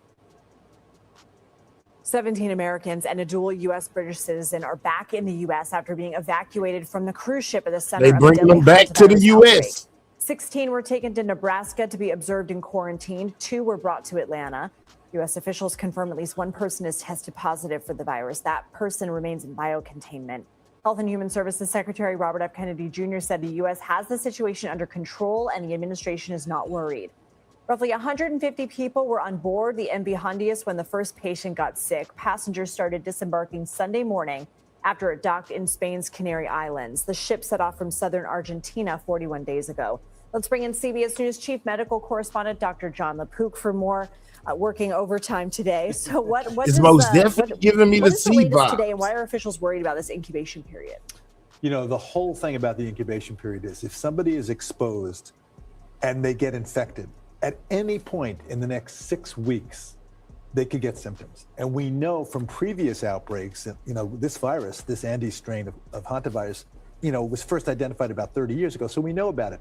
The time when people are most contagious is when they first get symptoms. So what they don't want to have happen is somebody gets infected, they fly back to whatever little town or big town they come from, and they suddenly develop symptoms. And it could just be low-grade fever and sort of not feeling well. They think, yeah, I've got a cold. This reminds me a lot of the C. This is how it started. Maybe I have the flu. And they expose a lot of people to this virus, and they infect a lot of people. So what happened here was we learned that somebody tested positive at some point, as they were being flown from the ship to Nebraska, we learned that somebody tested positive. Now, if it's not a false positive and real, you say, wow, that is an example of public health working. Because had they just brought the person, you know, in a regular airplane without any protection, they could have infected other people on the plane. But what they did was they put them that person, I don't know if it's a man or a woman, in a biocontainment pod. Remember when we had Ebola, they had those to try to protect people in flight. So that's an example of when public health works, nothing happens.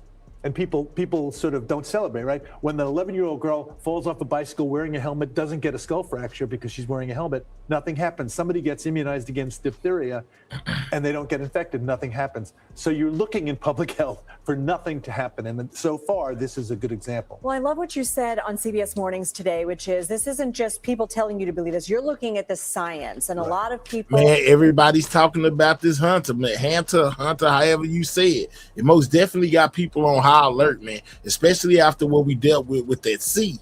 Now you got this H coming through, man. And yeah, man, it's crazy. It is crazy. And they're worried about the incubation period.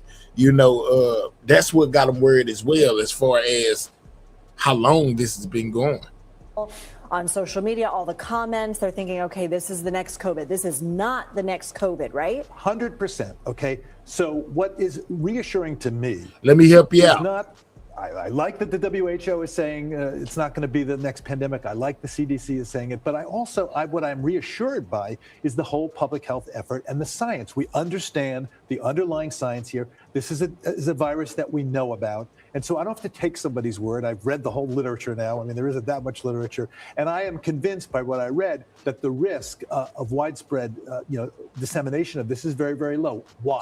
Purple So Groove? COVID was a virus that we had never seen before. And as it turned out that it can spread across a room and infect somebody, especially with poor ventilation over time. This is basically spread rat to rat. Yes, it can jump through probably droplets in small, relatively short distances to somebody else, and that's how it would be spread. Okay, so he's saying that it's usually spread between rodent to rodent, but in some cases it can be spread human to human by droplets if you get too close to the person. So that leads me to believe that if you got a husband or a wife and maybe you kiss them, then you can get it too, right? That sounds about right, don't it? You got a spouse or something, Yeah, so it can be passed. It seems from what he just said, it can be passed human to human. Listen. In small, relatively short distances for ventilation over time. Now This listen. is basically spread rat to rat. Yes, it can jump through probably droplets in small, relatively short distances to somebody else, and that's how it would be spread person to person. In a dry environment. In a dry environment. Well, it originally gets the rat. It occurs in a dry environment. I'll clarify that. So it's rat urine. So if you get too close to a person that got it, they sneeze on you or you kiss them or something like that, you can most definitely get it. He just said that it can be spread person to person. Saliva or feces in a dry environment, that's where you get the rat getting infected and infecting somebody else. But once a person is infected, it doesn't have to be in a dry environment to spread it to somebody else. That can just be, in the air through a droplet. And the big thing that people are worried about is, what if it's spread across the room, to somebody that we don't realize that it can be spread just like COVID? And it turns out, from what we know about it, you always have to stay humble and say, have humble if things change. But from what we know about it, that this virus doesn't do that. So I feel comfortable, not just because I'm being reassured by somebody, but because the underlying science says, this is not going to be like COVID. Dr. Jonathan, thank you. See, you know what I'm saying? Y'all talking about, it's rodents, this rodents that. But the truth of the matter is, it can be spread person to person, man.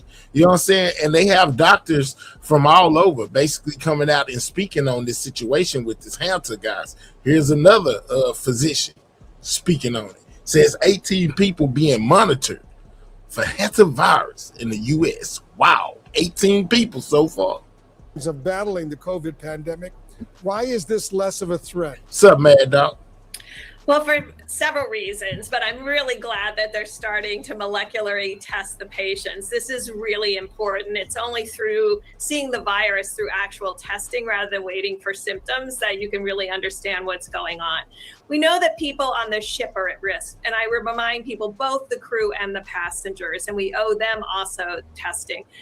But we know that the US and others around the world have done a great job with containment. It is less easy to infect others, we believe, based on the data we've had to date with hantaviruses. And so there's not a threat to the general American public, but there is a threat to the people who got off the ship, to the people who are still on the ship, and to the people and to the crew. This morning, we learned that a French woman who was a passenger on the ship has become the 7th confirmed case. Oh. Do you think we'll see more positive test results pop up in the coming days or weeks? Well, as you know, the test positives are 5 to 15 days before you develop symptoms. And so that's why we should be doing molecular tests. We shouldn't be waiting. So it's a 5 to 15 day incubating period to where when you show up positive. So anywhere between 5 days to 15 days after exposure, only then will you start showing symptoms. symptoms. Okay, let's go. Symptoms. We learned that in COVID, during the Trump administration, we were doing 2.5 million tests a day, molecular tests. We really know how to do this, and the ship should take on one of those testing machines. They're much smaller. They can test everybody on the ship. They can test everybody who got off the ship so that people can be reassured. If you're test negative, you don't have hantavirus. If you're test positive, you do have hantavirus and should be able to take the right supportive care. Is this hantavirus behaving as the experts would predict? Very good question, Wolf. So there's actually two different main strains. No, I think they said from 5 to 15 days to know if you have it or not. It's a 5 to 15 day incubation period. Of hantaviruses. The one in North and South America really causes more pulmonary symptoms, and the ones in Asia causes more renal symptoms. The one in Asia, the South Koreans do have an effective vaccine. They use it in their South Korean military where they have much more exposure to mice and rodents. And so there is a way to, in the long term, develop both probably treatment as well as a vaccine. But this particular hantavirus strain is very similar to the hantavirus strain that we have in the United States, except that we've been able to show human-to-human transmission with this Andes strain.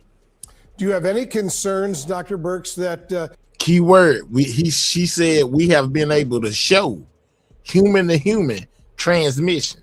So for all of you people out there saying, yeah, you got to be close to some rats. No, you don't. No, you don't. No, you don't. This virus could mutate and become more easily transmitted from person to person? That's always a concern. He said it could mutate and become more catchable person to person. Now she finna break down if it mutates, what goes on. Dr. Birx, that this virus could mutate and become more easily transmitted from person to person? That's always a concern with an RNA virus. In other words, these viruses' sole goal in life is to become more adapted to more hosts because they can't live at all without a host. In the most cases, it's the deer rat and the deer mice in the United States, and that's why it's so severe in the Four Corners area. And that's why it's really important to test people and to molecularly test people so that you can really follow this virus over time. All right, so right now they're currently monitoring California, Utah, Arizona, Texas, Georgia, Virginia, and New Jersey, guys. And if my memory serves me correctly, and if what my mother's keeper told me earlier is true, there has been 2 confirmed cases right now in Texas. Really do need to stop following viruses by symptoms and follow viruses by tests. Have you been satisfied with the response that you've seen both by the World Health Organization and the U.S. evacuation that has placed the 17 Americans in quarantine in Nebraska right now? It was totally the right thing to do from this administration's standpoint because we needed to test these patients. What I'm disappointed by is as soon as the first case appeared and we had that death, there should have been testing brought on board. We learned that from the Diamond Princess in 2020. You need to bring tests on board to really test the crew and passengers so you can reassure them these are the individuals who are test positive and these are the individuals that are testing negative. And then you'll learn a lot more about transmission. You'll shorten that incubation period, which I'm sure it's too long, but it's based on subjective analysis of symptoms. The incubation period, remember, this is for y'all so y'all can know, 5 to 15 days. So we really need, as a global coalition, to support these passenger ships and really support the crew and the passengers with 21st century testing. The risk to the general public remains very low, and that's because we're not dealing with a new virus here. We've known about hantavirus for decades. Generally, the strain in the U.S. is not spread person to person. The strain, the Andes virus, the Andes strain that is implicated in this case of the cruise ship, can be spread person to person, but it requires prolonged close contact. Man, you better stop saying that, talking about this rat PP. It don't got hey, once it enter the human body, like she just said, if somebody has had it or has it and they've been having it for a while, then they can spread it to you. So it's most definitely able to spread person to person. Come on, man. The strain, the Andes virus, the Andes strain that is implicated in this case of the cruise ship, can be spread person to person, but it requires prolonged close contact. And right now, these passengers from the cruise ship are being carefully monitored. They are being tested. Their symptoms are being monitored. If they are to be released back to their home communities, their whereabouts will be known. Local public health officials will be following them, and any contacts will be identified as well, therefore stopping the transmission. So I do not believe that we're going to see much further spread. We may see a few more cases, but it seems very likely that these sets of hantavirus cases will be contained as hantavirus has been before. And you mentioned that we've known about hantavirus for a while, and a lot of what's talked about is sort of that virus reproductive number, meaning how many people an infected person typically infects. This is much lower than COVID-19, right? That's exactly right. So with COVID, with measles, with flu, we're talking about something that's very highly contagious that you can get even from breathing the same air as someone or from being in close proximity for a short period of time. Based on what we've known in the past with this strain of hantavirus, it requires prolonged close contact. So living with someone, sharing drinks, or being with someone for long periods of time, not just being in the same general vicinity of that person. And, you mentioned some of those other diseases and viruses as well. Obviously, most recently, we've seen outbreaks of measles on a serious level here in the United States. But I wonder, are you seeing lessons, at least at this point in what we know in hantavirus, are you seeing lessons learned or applied from the COVID-19 pandemic, not just in terms of public health, but also in communicating with the public as well? Well, I think one lesson that we learned from COVID is that you have to communicate what you know when you know it in a transparent way, and that you also have to communicate what you don't know and what you're following. I think in this case, the World Health Organization has been very good in this regard. They have had to coordinate what's been happening around the world, this global response. We have passengers from more than 20 countries who are now going back to their home countries. All that needs to be coordinated, the testing, the subsequent follow-up, the number of cases that emerge, that all needs to be communicated in a way that reassures the public and lets people know what to expect. I do worry about what's happening here in the US. We know that there are thousands of workers in the Centers for Disease Control and Prevention who no longer work there, including many people involved in outbreak response. We know that the US is no longer a part of the World Health Organization, and so there might be less coordination and less efficient coordination as there used to be before. And we have not gotten as timely of information here in the US as we may have expected in the past. And so I hope this is a call to action for us to really prioritize public health, prevention of public health, and monitoring. Look, I don't think that hantavirus this time is going to be the virus that the general public has anything to worry about. But there may be another virus in the future that we have to worry about. And I do worry that we have not learned appropriately the lessons from COVID, including communication, but also the importance of investing in local public health, because right now, as these individuals are returning back to their home communities, it is the health workers on the ground who are doing the outreach, who are doing the contact tracing, who are helping to keep communities safe. Well, and that's part of what I was going to ask you, because, look, we heard from the acting CDC chief saying this isn't COVID. I've heard that from you as well in terms of transmissibility and what we know right now.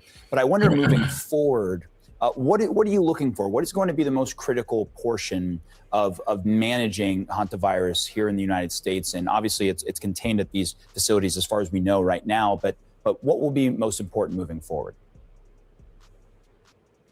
Well, we need to see how many more cases are going to come. And there may well be more cases that arise because now these are individuals who are being tested. They are in facilities where they can get that treatment. And also we know the incubation period is long. The time between exposure and symptoms can be as long as 8 weeks. And so people can start testing positive. The question then becomes, are we going to— She said the incubation period amongst people can take up to 8 weeks. We got conflicting stories going on here. What's going on? She said it can take up to 8 weeks for it to show up. To see cases of asymptomatic transmission. Right now, we believe that transmission only is occurring when Hey, people are Belinda. symptomatic. So we do not believe that there's asymptomatic transmission. If there is, that would change things. Also, it might change things too if we see cases in people who do not have a direct connection with that cruise ship. For example, if there are passengers on board the flights, but who are not on the cruise ships, or family members, if they start testing positive. None of that has happened, but I think that requires careful monitoring, and again underscores why that public health response is so important. The head of NIH, who is Man, also that the is- CDC boy, that's director currently, crazy, y'all. he's working. It was So out what and you need about to and know about talking the to HANTA, whomever- guys. This is what you need to know. Shout out to Belinda for being a member for the last 16 months. She say, love everything news. Get the likes up. Make sure you guys are double tapping that screen. If you have not, that's how you hit the like button, or you can click the 3 dots in the right hand corner. Hit that thumbs up. It helps out the channel. Right now, we finding out, is the HANTA virus transmitted? Is it able to be transmitted humans from person to person? And basically, the steps you're gonna have to take, in order to keep yourself safe from this, guys, because it is humanly transferable, guys. It most definitely is. Make sure you subscribe to the channel if you're new. really he could speak with, it seems, to try to calm the fears that have spread around this Shout out to Ms. Pooh Bear for being a member for the last 20 months. Shout out to you. virus, making the point to press and say this is not the pandemic all over again. And you've been an important voice in this as well. Help people understand what kind of threat this actually poses and what kind it does not. So hantavirus is a deadly infectious disease with a high mortality rate. Thank you. But the thing is, Make sure you it's not a subscribe very to the channel, communicable man. infectious disease. It's something that there are kind of tried and true public health principles that can contain it. And we've been able to contain it in the past. And it's behaving exactly as we would expect the Andes version of hantavirus to behave.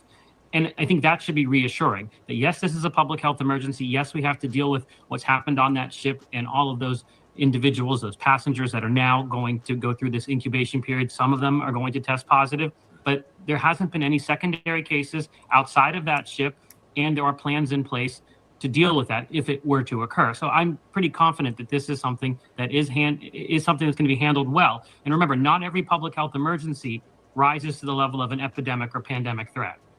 Yeah, and that which Thank is an you, important piece Belinda. of this, of course, an important part of the fear here. There could be Shout out to Belinda for that 5. She says she's happy I'm covering this virus. Absolutely, man. Gotta make sure the people are aware what's going on outside. more positive cases that could pop up still, of course. What's important to understand if that inevitably does occur?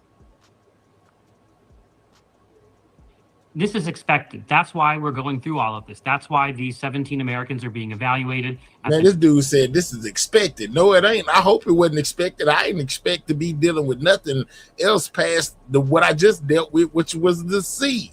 Lord, it says 147 people were aboard the MV Honduras. 88 passengers, 59 crew, 23 nationalities, including 17 Americans, 3 unalive, 45 days recommended monitoring period, guys. Yeah, it's a lot going on. National Quarantine Center, they're being tested, they're being checked for symptoms, and they're going to go through a 6-week period, just like the other Americans that disembarked earlier. But we do expect some may test positive, but because they're under monitoring, they will be promptly intervened upon with tests, with isolation, and with treatment to limit secondary spread. So that's the whole concept of operations. That's what we're referring to when we talk about this not posing a threat to the general public. Right, somebody was communicable. expected. Number 2, What? there are multiple layers in place with public health to try and minimize any impact on the general population. It's important that public health is well resourced. It can do all of this, but it is something that they can do, and they did after the Ebola outbreaks in 2014, when all of those nurses and doctors came back from Western Africa and were working in Doctors Without Borders, and they were monitored very similarly with a more higher consequence disease without any untoward effects. So I think we can do this. This seems to, and you're kind of getting at this, to reflect a kind of post-COVID anxiety, where kind of any unusual virus, something that people are not, it's not a household name in terms of a virus, if you will, immediately sets off alarm bells. Is that an understandable kind of overcorrection, doctor, or is it a dangerous one? It's understandable. COVID was a very traumatic event for many people. This was the first time that they'd been through a pandemic. It disrupted their entire way of life. So now everything is looked through a pandemic lens. Anytime there's an infectious disease emergency, whether it's Mpox, whether it's bird flu, whether it's hantavirus, they're looking at it through that lens of COVID. That's coloring everything they think about, and that's what they're worried about. But you have to remember that not all viruses are interchangeable, that each has distinct biology, distinct transmission, and that's going to reflect the risk that it poses. So not everything can spread like COVID or influenza. Not everything can spread like Ebola even. So it's really important to keep that in mind, that everything is going to be tailored to the actual pathogen's biology. And I think that sometimes that's lost on people. You know, after 1918, they called that the forgotten pandemic. COVID-19 is a little bit opposite of that because it's really triggering people, understandably so. I most definitely know it is triggering people. Okay, so if you're looking and you're one of those people who are triggered and worried about what's going on with this situation, here are some helpful tips, you know, basically that you can take to keep you safe, you know, during this time. Let's go. 18 passengers aboard the cruise ship at the center of it are now back in the United States, including one who tested positive for the disease, but is not showing any symptoms so far. 16 of the passengers are currently being evaluated at a highly specialized quarantine facility in Nebraska, where they will stay in isolation for the next few 18 days. passengers, you Another guys. passenger who tested negative for the disease, but who's showing possible symptoms, was transported to Atlanta's Emory University for further assessment, along with her partner. Officials earlier today saying the risk to the public remains low. Take a listen to that. Let me be clear. Let me be crystal clear. The risk of hantavirus to the general public remains very, very low. The risk to the public remains very, very low. Yeah, but y'all brought them here. And yeah, I'm terrified. The Andes variant of this virus does not spread easily, and it requires prolonged close contact with someone who is already symptomatic. Even so, we have taken this situation very seriously from the very start. Also earlier today, President Trump briefly addressed the outbreak. I hope it's fine. All I can do is everything that a president can do, which is actually somewhat limited. But it seems like it is not easy to spread. Joining me I now might need to order me a hazmat suit. I'm just saying, my guy. is NBC News national correspondent Aaron Gilchrist outside Emory University in Atlanta, and NBC News correspondent Danielle Hamamdjian, who is in the Canary Islands, where that cruise ship was disembarking more passengers earlier today. Aaron, I want to start at Emory University, where you are right now. So what do we know about these passengers and why they didn't head to the Nebraska facility with most of the others? Well, I can tell you that all the passengers, the 18, were on the same plane from overseas coming back here to the United States. And the reason that you had 2 of them come here to Atlanta really is just a logistics issue, a capacity issue. We know that 2 of the people on that plane, on that aircraft, were put into the biocontainment unit on the plane because they were showing symptoms. So one of those people went to Nebraska, or stayed in Nebraska, I should say. The other person was brought here to Atlanta to one of the 3 highly specialized facilities that exist. So they got 2 patients in Atlanta, guys. Exists in this country. The idea being that they can deal with the people who have symptoms at the 2 separate facilities. I don't feel like that suit is enough. They should have had that person in like some kind of little box or something that they rolled in with them inside the box. Instead of having them, man, I don't know. That make me nervous, man. I don't like.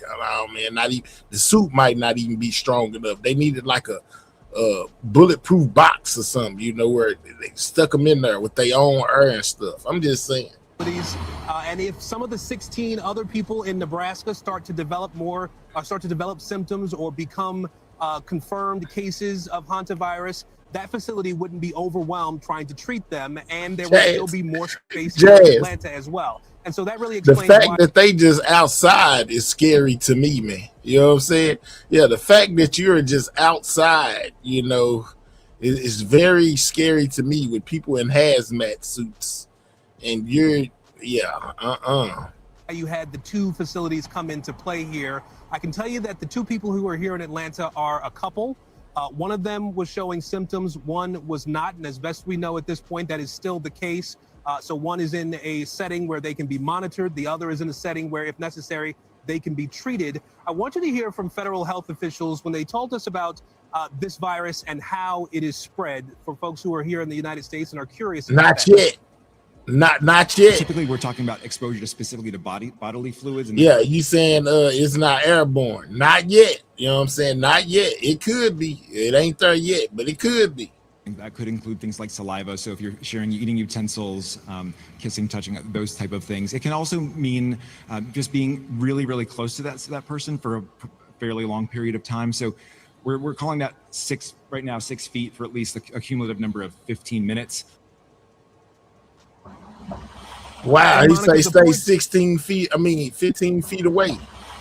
And Monica, the point that was stressed to me today That's when what I they talked said to an about the sea. epidemiologist here at Emory University, not connected to the care of the passengers here, but she said that the risk of this virus spreading to more people is extremely low here in the United States, given what the science tells us right now about hantavirus, Monica.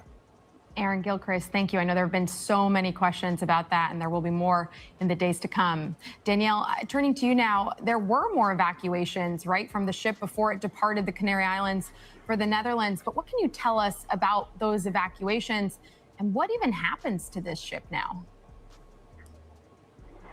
Yeah, Monica, well, all the passengers on board now are either in their home countries or on their way there. So where the Spanish authorities are concerned, this is mission accomplished. They are breathing a sigh of relief tonight. The majority of the passengers disembarked yesterday, and it was a very complex, very carefully coordinated evacuation process.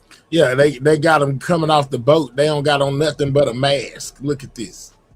Nothing but a mask on. Everybody else in hazmat suits, and the passengers just got masks on with some bags.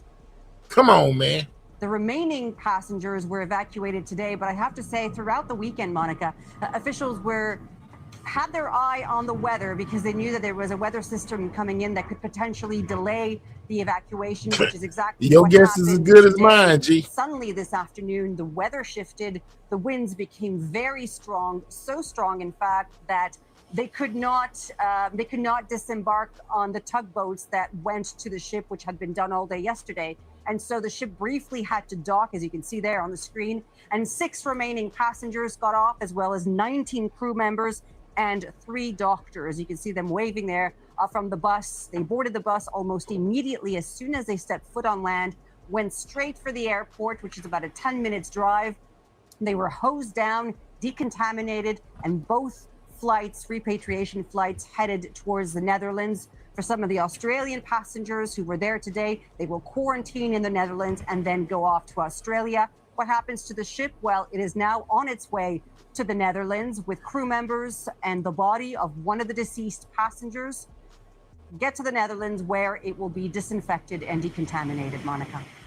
And Danielle, in addition to that American that we talked about who did test positive, a French woman also has tested positive, we understand, and she's been hospitalized after she was evacuated from the ship. Dang, French woman got it.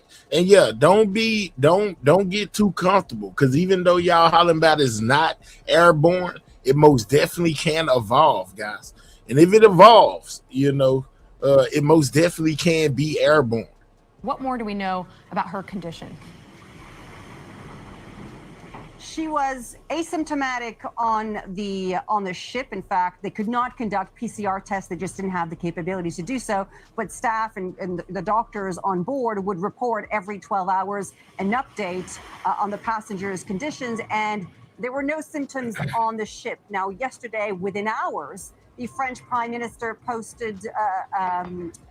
said online that one of the 5 French evacuees began developing the symptoms on the flight back to Paris. She developed a fever this morning. Confirmation tested positive, and her condition has since deteriorated. But I have to say, Monica, just in the past couple of hours or so, we received news that now one of the Spaniards who got off yesterday has now also tested positive. Oh man, one of the Spaniards got it as well. We got some Americans, some French, and now some Spaniards that have the HANTA virus as well. They were the first ones to get off. They flew straight to Madrid, quarantining in a military hospital.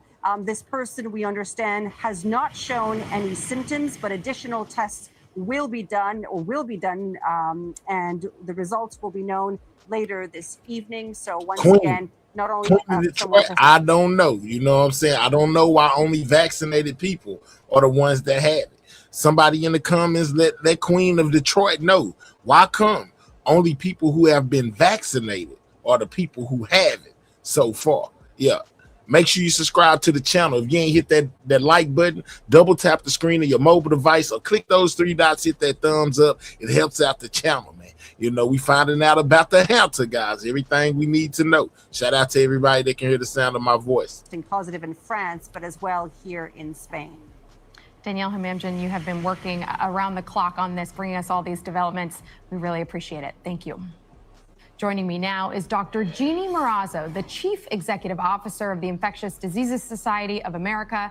She also served as a top official at the National Institutes of Health, but was fired after she filed a whistleblower complaint over the department's vaccine policies and has since sued the Trump administration. Thank you so much for your time today, Doctor. I do want to start with just that number of infections that we've seen so far. She most definitely finna tell the truth. Particular version of the virus. I think she may be telling the truth about whatever she got to say, because she already sued Trump and them. She ain't part of the cover up. Is it textbook or is this something different?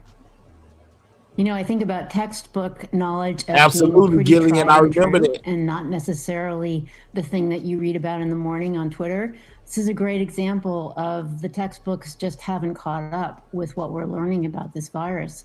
We do know the Andes virus has been responsible for some outbreaks that we've already heard about extensively. The Argentina one, 2018.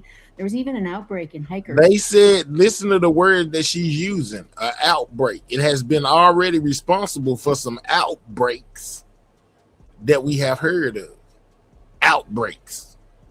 That's the same thing they said about the sea. It was an outbreak. We do know the Andes virus has been responsible for some outbreaks that we've already heard about extensively. The Argentina one, 2018. There was even an outbreak in hikers in Yosemite in 2012, probably because they were exposed to rodent droppings in cabins. But this virus right now is teaching us, unfortunately, a lot more than what we knew already.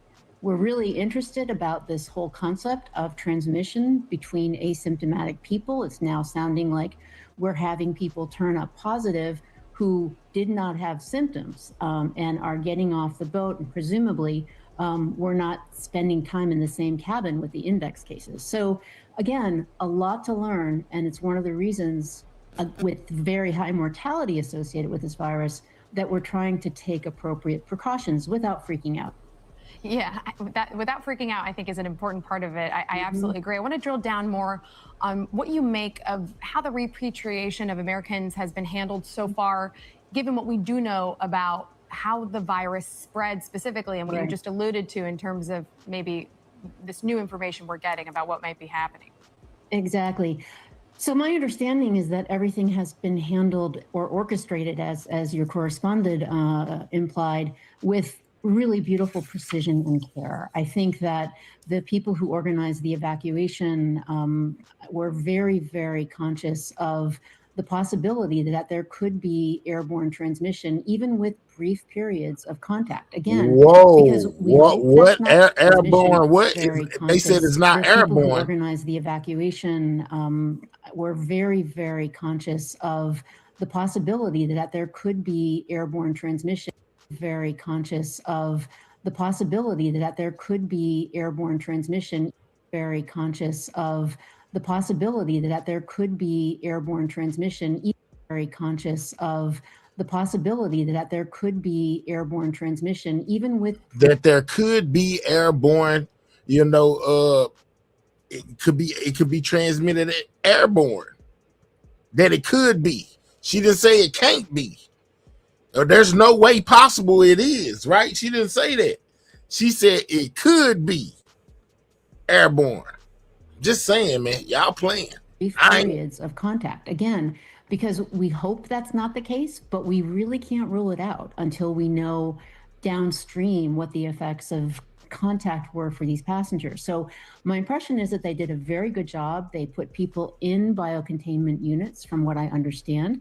And once they get here, one of the beautiful things about our preparedness response that's been built up over the last couple of decades is that we have facilities like those in Nebraska, which is a quarantine spot that you actually go to. We also have facilities that are set up to provide intensive medical care for people who require this kind of isolation. Those were started during the Ebola crisis and several others. So we are really good in terms of having scaled up those facilities. We just have to, recognize that we don't really like to use them. They're insurance, and you don't want to not have them when you really need them. And Dr. Yeah, and another point that she made was that there were other people that were catching it that weren't in the same room or around the people that had it, and they still caught it, which basically she's basically saying that's why it's a possibility that it could already be airborne. Today kind of reiterated that. They said the risk to the public remains very low. Let's play something from one CDC official specifically about what they were saying, which is that the HANTA virus is likely not going to spread to the general public. Let's listen to that.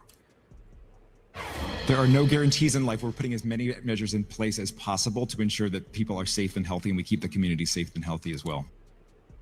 No guarantees, but talk to us about those precautions and how officials are going to try to make sure that this virus is contained.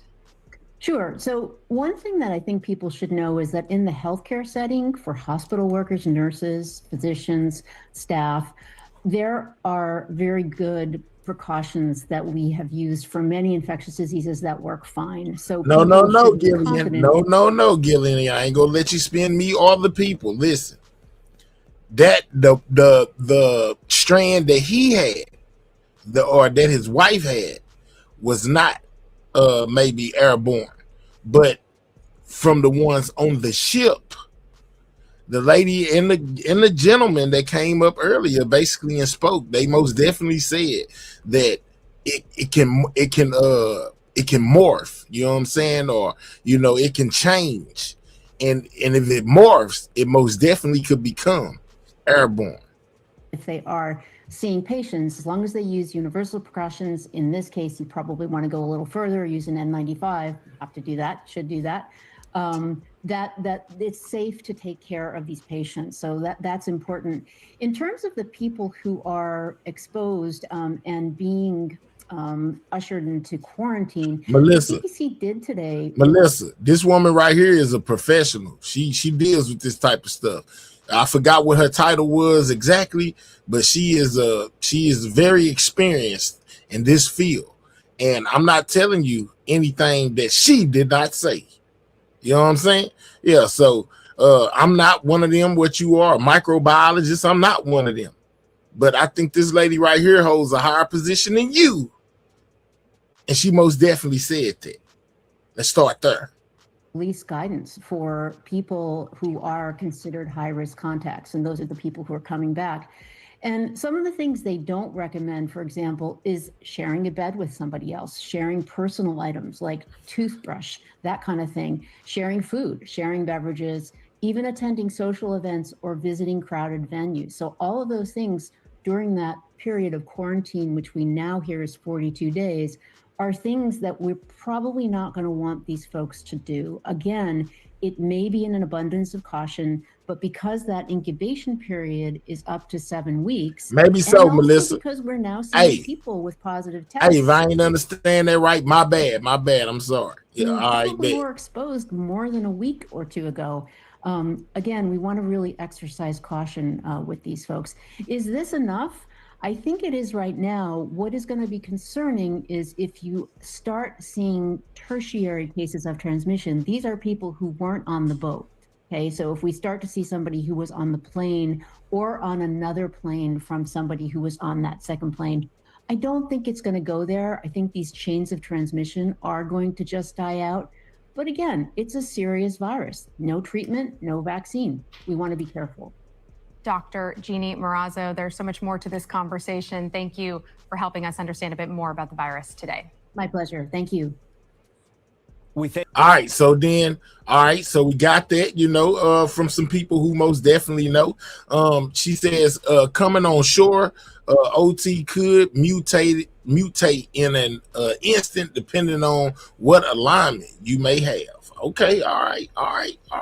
I don't know why they brought him off the water anyway. I'd have left him out there until we figured this whole thing out. You see what I'm saying? I'd have left him out there until we figured this whole thing out. But all right, so let's go to this next one that I have. I got a couple of things on this HANTA, man. Like I told y'all, it intrigued me. So therefore, I most definitely been looking into it, man. All right, so let's go here. It says global scramble to locate hantavirus cruise ship passengers. Trying to figure out where they are, guys. Yeah, let's go here. A global scramble to figure out basically where these people are, guys. And welcome to the show, everybody. So we got a lot of fast-moving stories to get to tonight. Yes, we're going to begin with this global race to contain. It's very much, we hope, under control. We have a lot of great people studying it. We should be fine. They say they are tracking the potential spread of the hantavirus. You got the United States on the map. You got Argentina. You got St. Kitts, Cabo, Spain, United Kingdom, Netherlands, Sweden, Germany, Switzerland, Turkey, Singapore, South Africa, New Zealand, and the Philippines. Whew, let's go. Hope. And when a reporter asked if Americans should be concerned that it's going to spread, he responded, I hope not. We'll do the best we can. Now, his comments come as health officials across multiple continents, including 5 U.S. states, are scrambling to locate possible cases. Not only in a minute am I going to speak with an epidemiologist, an infectious disease epidemiologist, about how worried we should be, but as I just told Katie, I'm going to play you an interview I did with a passenger who was on that cruise ship when this outbreak started. Oh, we got an eyewitness, guys. So all that in a second. Also, nearly 30 years after Kristen Smart vanished without a trace. Do you remember this case? Body's never been found. Did we ever hit 200? Have we hit 200 on that like yet, man? Let's hit that like button. Let's get the likes up. Double tap that screen. You know, if you're on a mobile device, or click the 3 dots. Hit that thumbs up, guys. You know what I'm saying? If you don't mind, it helps out the channel. Most definitely ain't asked you for a dime. All I ask you to do is hit the like button, share the live, and subscribe to the channel, man. 4 continents and 5 U.S. states, okay? Health officials are racing against the clock to identify and monitor passengers who were on this Dutch cruise ship, the MV Hondius, during a hantavirus outbreak. At least 3 passengers have died, and health officials say there are now multiple confirmed and suspected cases linked to this ship. The World Health Organization, the WHO, says the outbreak involves the rare Andes strain of hantavirus. It's the only known. It says a rare. You hear that, Gillian? Is more than one strain. You know what I'm saying? And this one contains a rare one. You know, that's why they're talking about the potential to mutate. It says people initially on board 150, confirmed or suspected cases was at 8. There was 3 unalivings. People who have disembarked since first reported unaliving. 30 to 40 people done got off of that ship. Let's go at this point. Type capable of limited human-to-human transmission. And officials say the risk to the general public remains low. That's the good news. But there are serious questions about how far this may have already spread. Here in the United States, health officials in Georgia, California, Arizona, Texas, Virginia, they are now monitoring return. Oh, not Texas. No, that's where I am, man. I do not want to be dealing. Why come they always got to be coming to Texas, man? Dang. But we got California, Arizona, Texas, Georgia, and Virginia, guys. Lit up on the map, you know, like a neon sign that says, hey, we watching these places. Lord have mercy. Passengers for possible symptoms. Out in Europe, contact tracing is underway after passengers from the ship traveled through multiple countries before authorities knew what they were dealing with. And it's spreading beyond the cruise passengers. A Dutch flight attendant has been hospitalized in Amsterdam with symptoms after she briefly came in contact with an elderly woman who had been on that cruise. By the way, that passenger was ultimately deemed too sick to fly, collapsed at the airport, and later died. the MV Hondius, which we've been talking about, it's now itself headed toward the Canary Islands after days of being stranded off Cape Verde. So with all that in mind, how concerned should we all be? Could this outbreak continue to spread to other countries, other states, more people? I don't want to say this, but is this COVID 2.0? So I want to bring back in Dr. Saira Madad, an infectious disease epidemiologist at the Harvard Belfer Center. Thank you so much for taking the time, doctor. How worried should we be right now? Well, I think it's important to probably say a couple of things. First is it is a serious outbreak. It's a public health emergency, but this is not, COVID 2.0, and not every public health emergency is a, pandemic level threat. So with that said, it is a serious outbreak, as I've mentioned, and this is an evolving outbreak, meaning that every day we get a bit of new piece of information. And this is a multi-country, event where there's contact tracing happening in multiple different countries where passengers have arrived previously and those that are planning to arrive in the next few days once the cruise ship, gets to its destination in Spain, and there is that coordinated disembark process. So, there's a lot of updates actually to share. The World Health Organization recently shared a really great briefing earlier today and provided some good epidemiological information, some more clinical clues to this puzzle that we're all trying to solve. And it's reassuring as well as, still alarming that this is happening. Two big concerns. 8 weeks is insane, my guy. That's crazy. I see here. One, the incubation period, 1 to 8 weeks. That's a long time. Yes. So it makes me wonder if people are going to be out in the open, in public, with other people. They don't realize what's happening. Is it that they have to be on the lookout for possible symptoms? What are those? And two, mutations. If this is transferred to other people, and it potentially mutates to make it more, more infectious or more deadly. Those are the two areas, the two components that I'm concerned about. Yeah, so to answer, all your questions, I think the first is in terms of mutations. What we know is that with the Andes virus that, we know is confirmed, there has not been any mutations detected so far, and that's certainly good news. What we know also about this virus is that it requires prolonged close contact. So based on all the different cases that we know about, along with the deaths, they all link up in terms of that close contact, that prolonged close contact. So that's also reassuring. In addition, the flight attendant that, became sick, and had contact with case number 2 that eventually passed away, as you mentioned in your opening, also tested negative today, which is also great news and goes to show the behavior of the virus hasn't changed based on historical information that we have. And so just in terms of, the signs and symptoms and what to look out for, we are dealing with a hantavirus, and this particular type is causing, hantavirus pulmonary syndrome, which initially has nonspecific signs and symptoms, can mimic, for example, flu with headache and fatigue. It can have GI symptoms. And what it can mimic other viruses? Oh my God, let's talk about it. It said it can mimic the flu. Wow.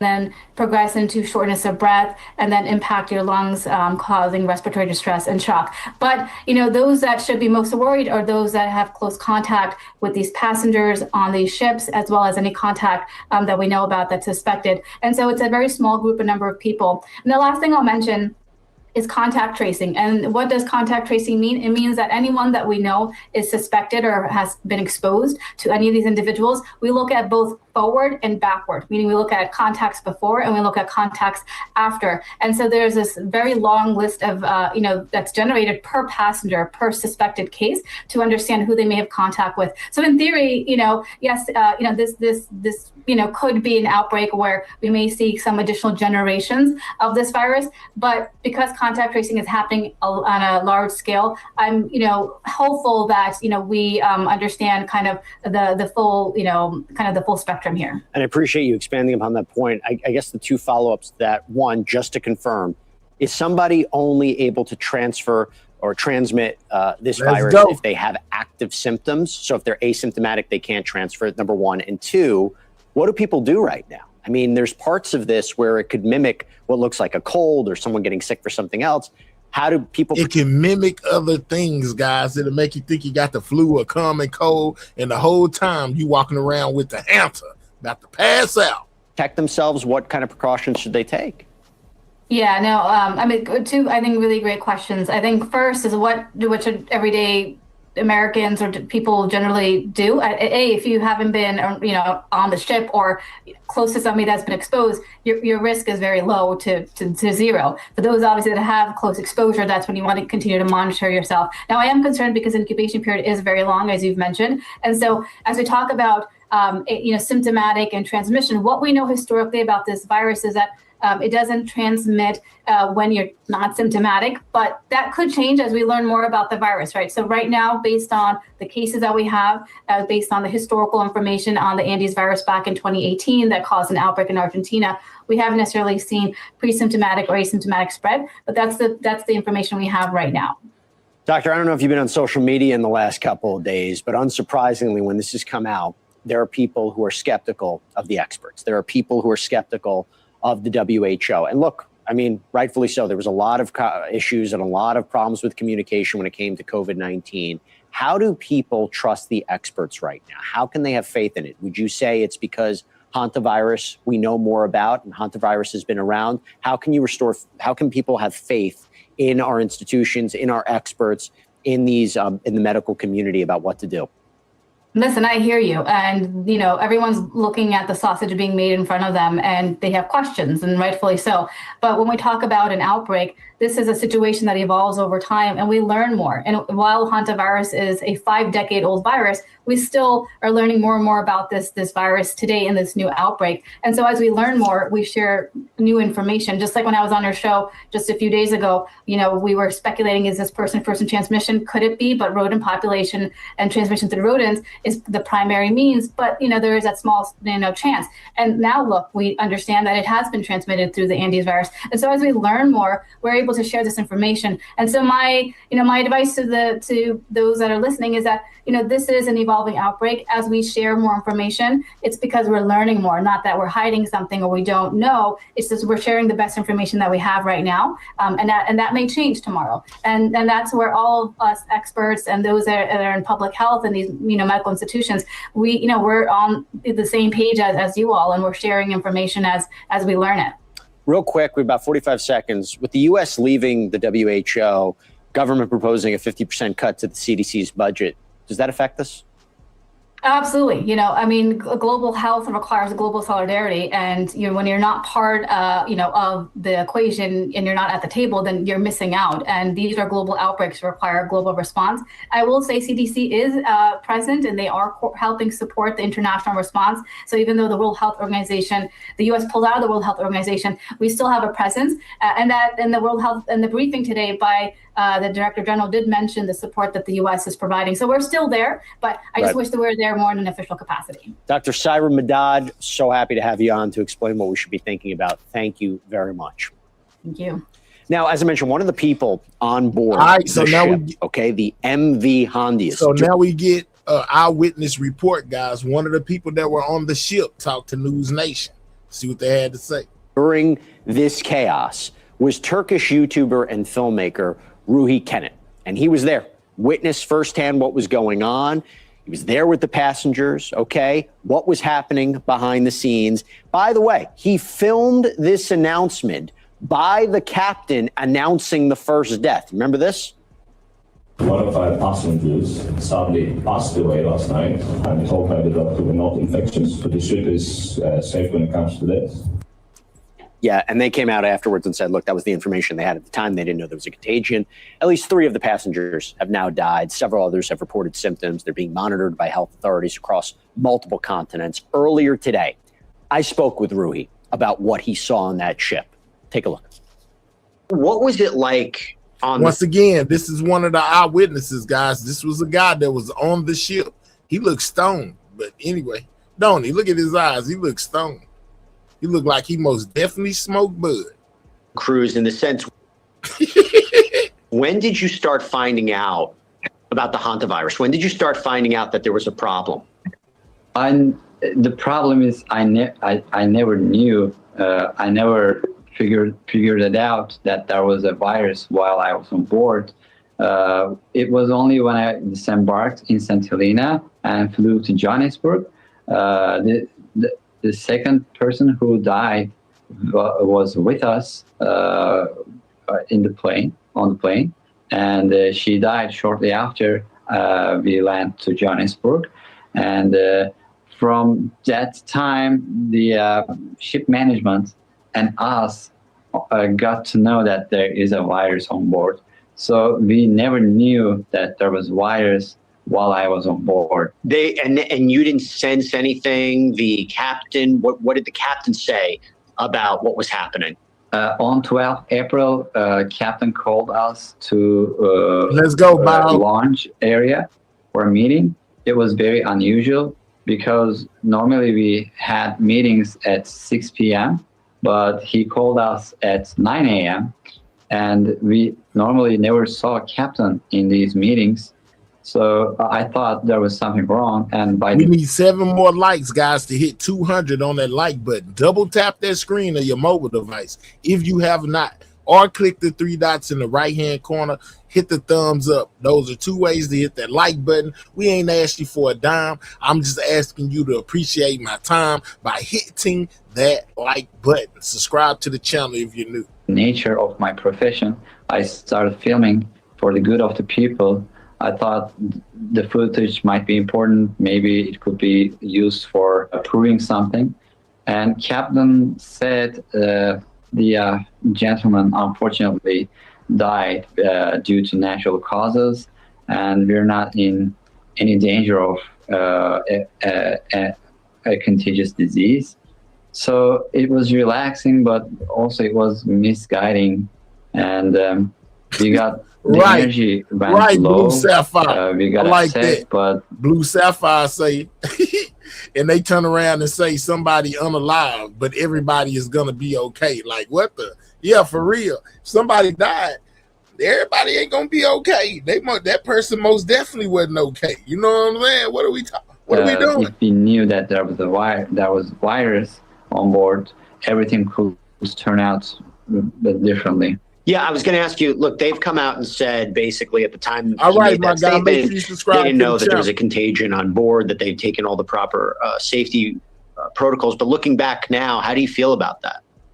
I feel very disappointed and unhappy. One, there are so many senior people there, and their immune system may not handle this virus. And two, I experienced it personally. It was a risky thing for me.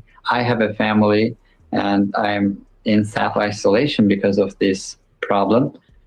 But the saddest thing is that we have these casualties, unnecessary casualties. I think a lot of things have to improve, have to change after this human crisis, such as regulations when it comes to accepting passengers on board at the first place. If they would ask for us to provide a blood test. Thank you for the sunshine. This Thank could you. be prevented because we know that the person who had the virus in the first place had it before he got on board. So it could be prevented. I am not a doctor. I don't know. But I'm just guessing that science have this possibility to detect any problem.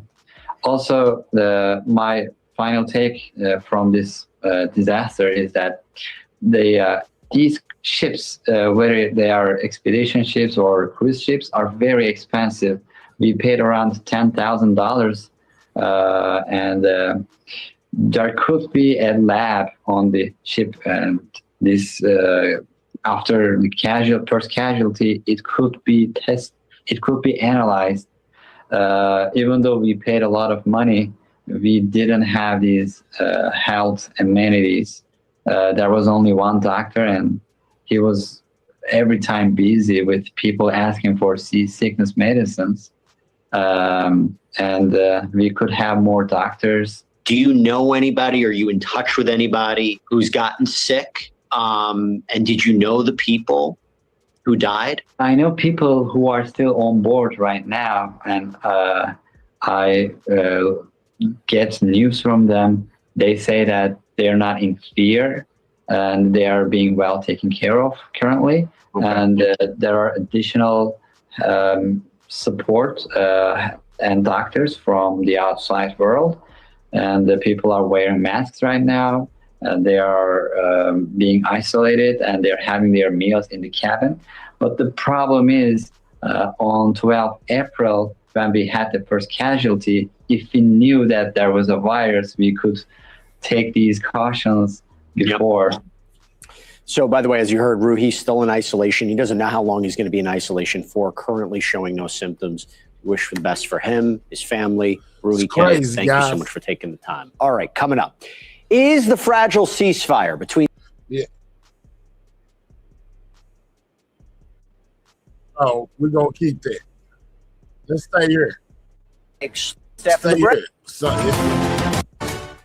Ceasefire between the United States and Iran looks to be in dire straits tonight because just hours after the two nations were discussing a plan to reopen the Strait of Hormuz and end the American blockade of Iranian ports, the two countries are once again trading missile fire. The tensions are spiking. U.S. Central Command said Iran attacked 3 American destroyers in the Strait of Hormuz using boats, drones, missiles. This happened earlier today, and that the U.S. had, quote, eliminated inbound threats. Now, for its part, Iran claims this is all began after a U.S. warship fired on an Iranian oil tanker yesterday, which is why it retaliated by firing on U.S. warships in the region.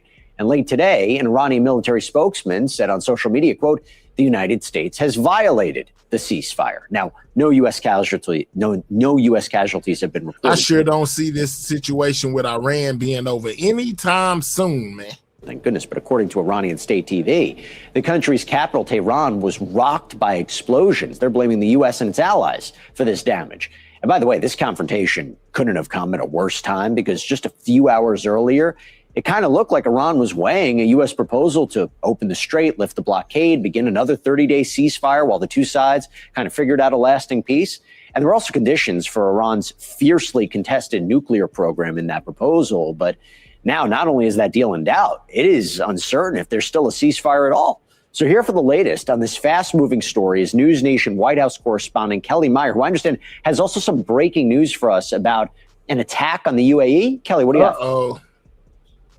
Yeah, the UAE right now, Jesse, is saying that it is being attacked by Iran, they're claiming. And this was just in the last few moments that we're seeing these reports from the United Arab Emirates Ministry of Defense. So they announced this. We saw a post on their social media saying that the country's air defenses are, quote, actively engaging with a missile and drone attack in the early hours on Friday. So that is tonight here, as we are watching Iran's, the shaky ceasefire, see if it holds between Iran and the U.S. They also advise residents not to approach, photograph, or touch any debris or fragments that have fallen as a result of the interceptions that the UAE is making right now. And this really comes after Iran was seeming to blame the UAE for those strikes in parts of Iran earlier, but then it was the U.S. that said that they were responsible for striking in response to what they called an unprovoked attack by Iran on those warships that you mentioned. So we don't know exactly what is the cause of all of this and how exactly this is playing out, because this is all just happening in the last few moments, Jesse. What is the White House saying about all this? I mean, is there still a ceasefire? So that was not situation anyway. We shouldn't have never went over there messing with them people. That's how I feel. President is saying there is still a ceasefire. They are saying that this was not a violation of the ceasefire because what the U.S. did today, they said, was self-defense. Now, we don't know if they are saying that Iran violated the ceasefire, but Iran is saying that the U.S. violated the ceasefire. So the president is saying, basically, you will know when the ceasefire is over. And this is what he had to tell reporters tonight. They trifled with us today. We blew them away. They trifled. I call that a trifle. I'll let you know when there's no ceasefire. You won't have to know. If there's no ceasefire, you're not going to have to know. You're just going to have to look at one big blow coming out of Iran. And they better sign their agreement fast. And also tonight, Jesse, the president did say there, talking with reporters here in D.C. tonight, that Iran did agree to the nuclear portion, but they still have to sign. And he's saying, we'll see if they sign it. So he's saying they're agreeing, but the president does keep saying that there's one thing that they're telling them and then another thing that they're saying on social media and on TV. That's different from what he's getting. Let me just clarify. They're going to agree to give up their nuclear program? I doubt it. So the president said tonight that they agreed on the nuclear portion, that they won't have a nuclear weapon. That's what the president said tonight. But again, that's also something that the president told me. So that's them not just saying basically they're going to give up their things that they have. They just saying with the things they have, they won't create a nuke, which is basically what they've been saying this whole time. A couple weeks ago that they agreed to quote everything, and then later, well, here we are now, weeks later, where they haven't agreed. So this does seem to go back and forth quite often. I guess the question is, let's say it doesn't escalate. We all hope that doesn't happen. When could a deal happen? Is there a time frame that the president, the administration has put on when a deal can or should be reached by? So it's a good question because there were some reports out there that said they were giving Iran 48 hours to get back on some of those proposals that they laid out. And then the president was asked about that, and he said there is no timeline, there's no deadline. Then another reporter asked him later yesterday, and he said he was thinking about a week. That would put him at before he leaves for China. And it seems as though the president would really like to have this wrapped up, a deal done before he heads to China, so he can go there and say that this is taken care of. And then he also wouldn't have to leave the U.S. at a time when there is an ongoing conflict, whether or not the ceasefire is holding or whatever is happening. There's still strikes going back and forth. And, you know, there's a question hanging over this if he will really go by the time we get to next week. Can we talk about China for a second? Because China gets, almost half of its oil through the Strait of Hormuz. You talk about the president heading there. There's a highly anticipated visit at a very precarious time. What can we make from that meeting? Is he expected to ask China, request China, expected to ask China to, pressure Iran into making a deal? You know, I don't know if he will go to that point of asking China to get involved, because there are still questions of what China is discussing with Iran. I mean, just earlier this week, Iran's foreign minister was in Beijing meeting with top Chinese officials there. So we don't know what discussions were had prior to President Trump's arrival. There were reports that China was potentially sharing intelligence and things of that nature. So the president may go in there and ask, or he may go in there and say, hey, here's what I've been able to do to release some of your oil. It really all depends on what happens in the next week. But we even saw this other report from the UN ambassador, Mike Waltz, sharing that Iran actually did target a Chinese vessel in the Strait just this week. So saying, these with friends like these, he put ... So kind of showing that Iran isn't China's friend here and painting that picture before the president arrives in Beijing next week. Yeah, that is a dangerous position for Iran to take. Okay, we will wait and see. That is a breaking development with the UAE. We'll hear the administration's response to that as well. Kelly Meyer, always great to see you. Thanks for taking the time. All right. So, there was a little bit on Iran and a little bit on the HANTA, guys. Now, with all of this, going on, it led the officials to basically come and give us an update, on the potential of this HANTA virus. Let's check this one out, guys. It says one American returning from hantavirus-stricken cruise showing symptoms. Hantavirus update. Let's go. To our his mic ain't working. Admiral Christine is and acting director. I see y'all did a whole press conference and y'all mic don't work. The typical things. Their whole mic ain't working. Y'all seeing this? There's nothing magical. No, I ain't tripping. Y'all hear anything? But it's a rough number that gives us a sense of how close somebody has been. Y'all hear anything? Let me know if I'm tripping. They did a whole press conference. How close someone's been. I think that's actually a fairly conservative approach, given how we know how the evidence we should have so far about how this virus has spread. What do y'all hear their mics? Are they saying anything? I don't hear one clarification question. And I most definitely took it off mute. I believe just now someone said 18 U.S. citizens were on the plane yesterday. I believe y'all hear anything? Let me know. Reporting that one person was a British. Okay, so y'all hear it, and I don't. Who's I U.S. wonder what resident? happened. Can we confirm? All right, hold on. And the National Quarantine Unit and the National Biocontainment I can hear everything Unit. else but that. To extend our welcome to you here in Nebraska, I'd like to introduce the governor of our state, my friend and colleague, Jim Pillen. Well, good morning, everybody. For those of you that are new, welcome to Nebraska. I can't start but be to begin by expressing my incredible appreciation for the countless professionals, both federal, state, and local, who have burnt the midnight oil and worked extensively in the last days to have a safe transfer of the American passengers from the All right, Canary so what we're Islands gonna to have to do is we're arrival gonna in the have to great hold state of on real Nebraska here in quick. Omaha. Let me It's been a pause highly this. coordinated effort. Take it down. Hold on real quick. We're gonna have to do this, guys. Hold on. Let me refresh real fast so I can hear as well. Give me a couple of seconds.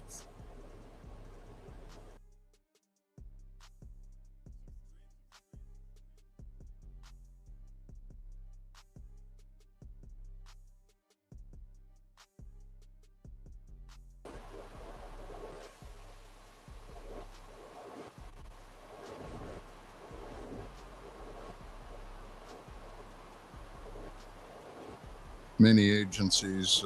I still tournament, can't hear. has gone incredibly smoothly. It's due to outstanding communication and coordination of everyone involved. And I simply want to acknowledge and be grateful for their incredible hard work. The passengers who are here at UNMC are going to receive nothing but world-class care. It's a guarantee. You can take it to the bank. This is not the first time Nebraska has been called upon to provide the facilities and care that's required. Critical medical situations like this arise. As governor of the extraordinary state of Nebraska, it makes me proud to know that these capabilities exist in our state and that we can provide the assistance when it's needed.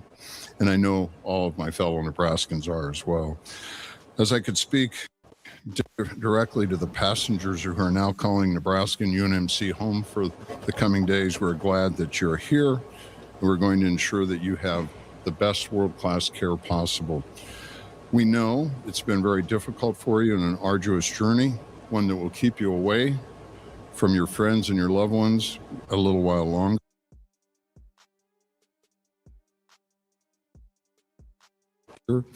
But you can be assured the medical staff at UNMC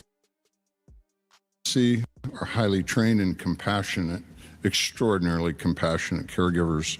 And whatever they are, and we can do make your stay as comfortable as possible, we will do. We have walked hand in hand with our federal partners from the White House to Secretary Kennedy to the CDC and all of their great teams. I am satisfied, and Nebraskans can be, that the rest of America can be satisfied that there is a strong plan in place and to ensure the folks are secure for their initial assessment. And we're working diligently to ensure no one leaves this security in an unsecured way at an inappropriate time. No one who poses a risk to public health is walking out the front door of the streets of Omaha or beyond. Again, I simply want to say thank you again, Dr. Gold, to you and your team and all of our federal partners and state and local agencies that have all had a hand in facilitating and making an impact on getting Americans back home. Thank you. Thank you, Governor. And it is now a pleasure to provide some more information specifically on the operations and the condition of the passengers. I'd like to introduce Admiral Brian Christine. Admiral Christine is the Assistant Secretary for Health of the United States Department of Health and Human Services. Admiral. Well, good morning. Thank you all for being here. Thank you especially to our partners at the Administration for Strategic Preparedness and Response. Thank you to Nebraska Medicine, and thank you to the University Center. Thank you all for your leadership and your readiness in this response. At the Department of Health and Human Services, our approach is grounded in science, it's grounded in coordination, and it's grounded in transparency. This is a whole of government effort across federal, state, and local partners who are all working together to ensure the safety of the American people. And let me be clear, let me be crystal clear. The risk of hantavirus to the general public remains very, all right, there we go. low. Now I can hear. The Andes variant of this virus does not spread easily, and it requires prolonged close contact with someone who is already symptomatic. Even so, we have taken this situation very seriously from the very start. We've taken it seriously across HHS and particularly through the Centers for Disease Control and Prevention. And I'm proud to see many of my U.S. Public Health Service officers have been actively engaged in the response. The CDC rapidly activated its Emergency Operations Center. It deployed medical teams to assess passengers and coordinated closely with international partners. They have notified state health departments. They have initiated monitoring of potentially exposed individuals. Can y'all hear me and they out have there? issued clinical Can guidance y'all hear me through out the there? Health Alert Network. And they have also brought Let me together know if y'all national can hear me. partners through coordination calls. They've developed tools and resources to support public health decision making, and they have ensured that both clinicians and the public have clear, timely information. Okay. Transparency has been and is the order of the day. And now, with the safe arrival of these U.S. citizens here in Nebraska, CDC teams are working side by side with ASPR, with UNMC, and with state and local officials to conduct assessments and provide Appreciate you. ongoing monitoring and care. This is what strong public health system looks like. Experienced professionals, seamless coordination, and a shared commitment to protecting the American people. We'll continue to follow the science, we will stay vigilant, and we will keep the public informed every step of the way. As I said, transparency is the order of the day. Thank you. Thank you for being here. God bless you. God bless the state of Nebraska, and God bless our republic. Thank you.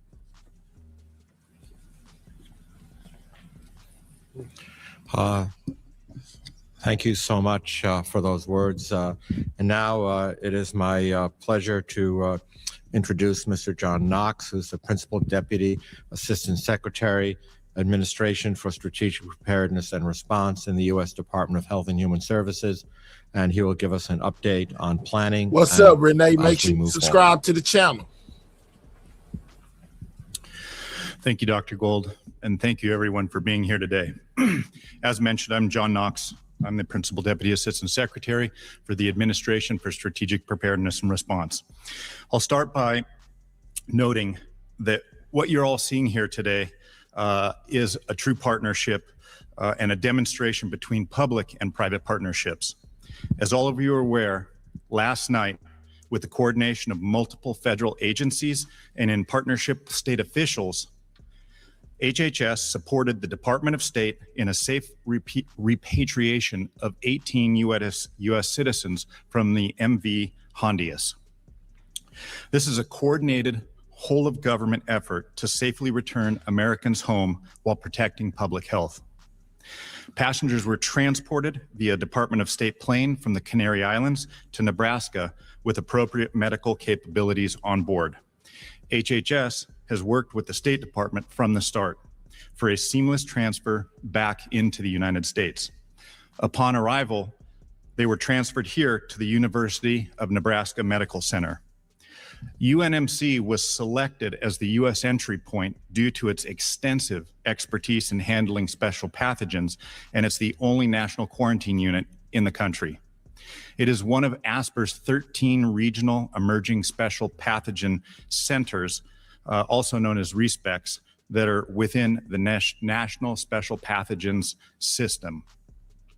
ASPR has established this system over the years to prepare for high consequence infectious disease outbreaks with trained personnel ready to safely manage situations like this. ASPR's mission is to protect the health security of Americans, and this response reflects the strength of the national preparedness system. As mentioned by others here this morning, over the next several days, passengers will undergo an initial health assessment and receive guidance on next steps from the CDC experts and other partners. This event reflects our ability to coordinate across federal, state, and local partners when the health of any American is on the line.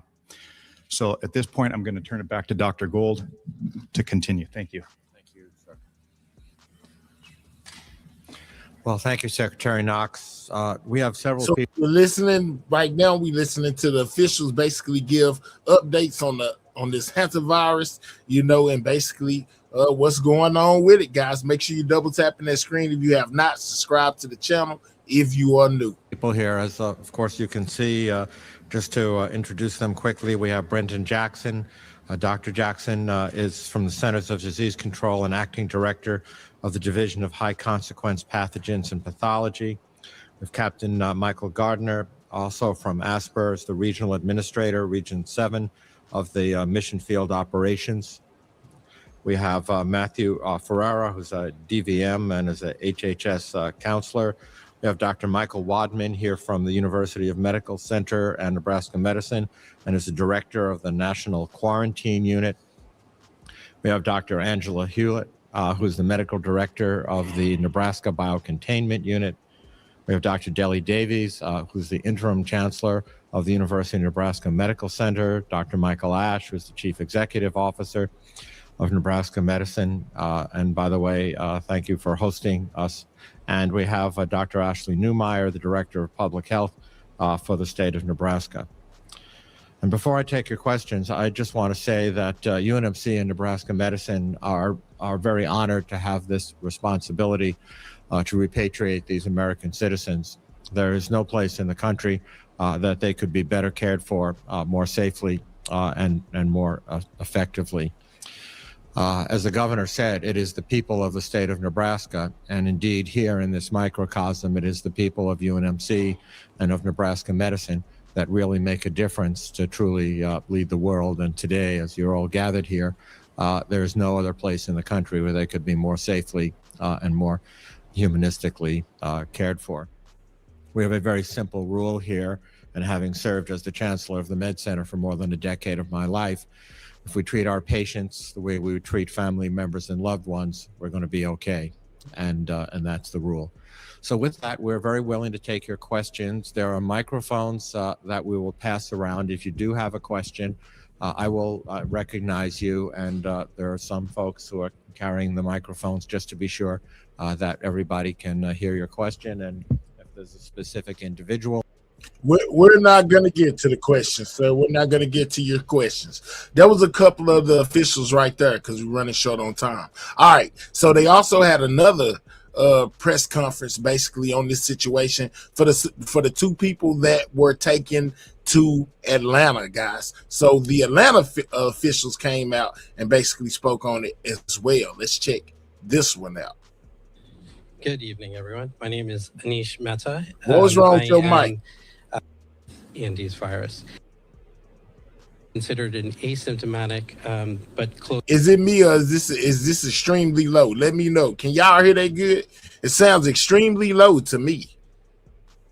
Do y'all hear it good? Let me know out there.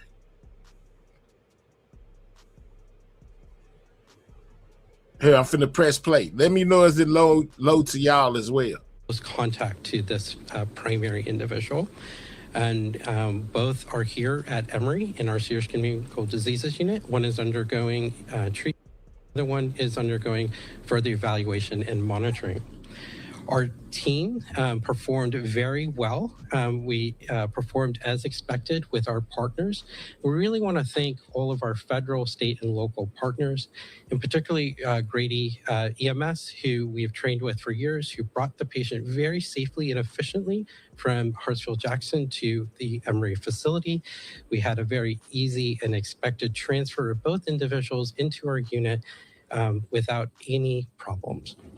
We are also thankful for our continued and in real-time collaboration with Georgia Department of Public Health, CDC, and our colleagues at ASPR who supported this mission and continue to support us as we move forward. We have the Emory Serious Communicable Diseases Unit was started in 2002 with the collaboration and support of the CDC. We have been prepared for patients with serious communicable diseases for many, many years. And notably in 2014, we were asked by the US State Department and federal government to care for 4 individuals with Ebola virus disease, 3 of which were evacuated from West Africa, and 1 of which was a domestic case. That domestic case really opened the eyes of all of us in healthcare, in addition to our federal partners, that we needed to prepare US healthcare systems better for novel infectious diseases such as Ebola, Marburg, and things like the Andes virus. Following that outbreak, the federal government, HHS, and specifically ASPR, tapped 3 hospitals, Emory University Hospital, University of Nebraska Medical Center, and Bellevue Hospital, the 3 civilian facilities that cared for patients with Ebola virus disease successfully and returned them home to their families, to better prepare healthcare systems in the United States to prevent the domestic outbreaks such as what we had in Texas in 2014. We, since that time, have had the fortune of being continuously funded by ASPR to reach out to and develop 13 federally designated biocontainment units, or what we now call high-level isolation units, across the United States to make sure that every region of the U.S. has one of these facilities. In addition, NETEC, with its respect partners, such as the Emory Serious Communicable Diseases Unit, work with local, regional, and national groups, healthcare systems, from frontline hospitals to tertiary care hospitals, to make sure that we are all prepared, all of our healthcare workers are prepared to recognize, identify, isolate, and inform when there is a concern for serious communicable diseases, and protect our healthcare workers so that we can effectively and safely care for individuals with these novel infections. We are proud that the system came together, the National Special Pathogen System of Care that we've been developing since 2023. When we learned of the potential transfer of patients from the Canary Islands, all 13 biocontainment units across the country, coordinated by NETEC, responded with readiness postures, preparedness, and all of us were ready to receive a patient at notice. Emory was fortunate to be the one called upon today to receive these 2 individuals, and we can say very securely that our system worked, our preparedness worked, and most importantly, my teammates performed very, very well.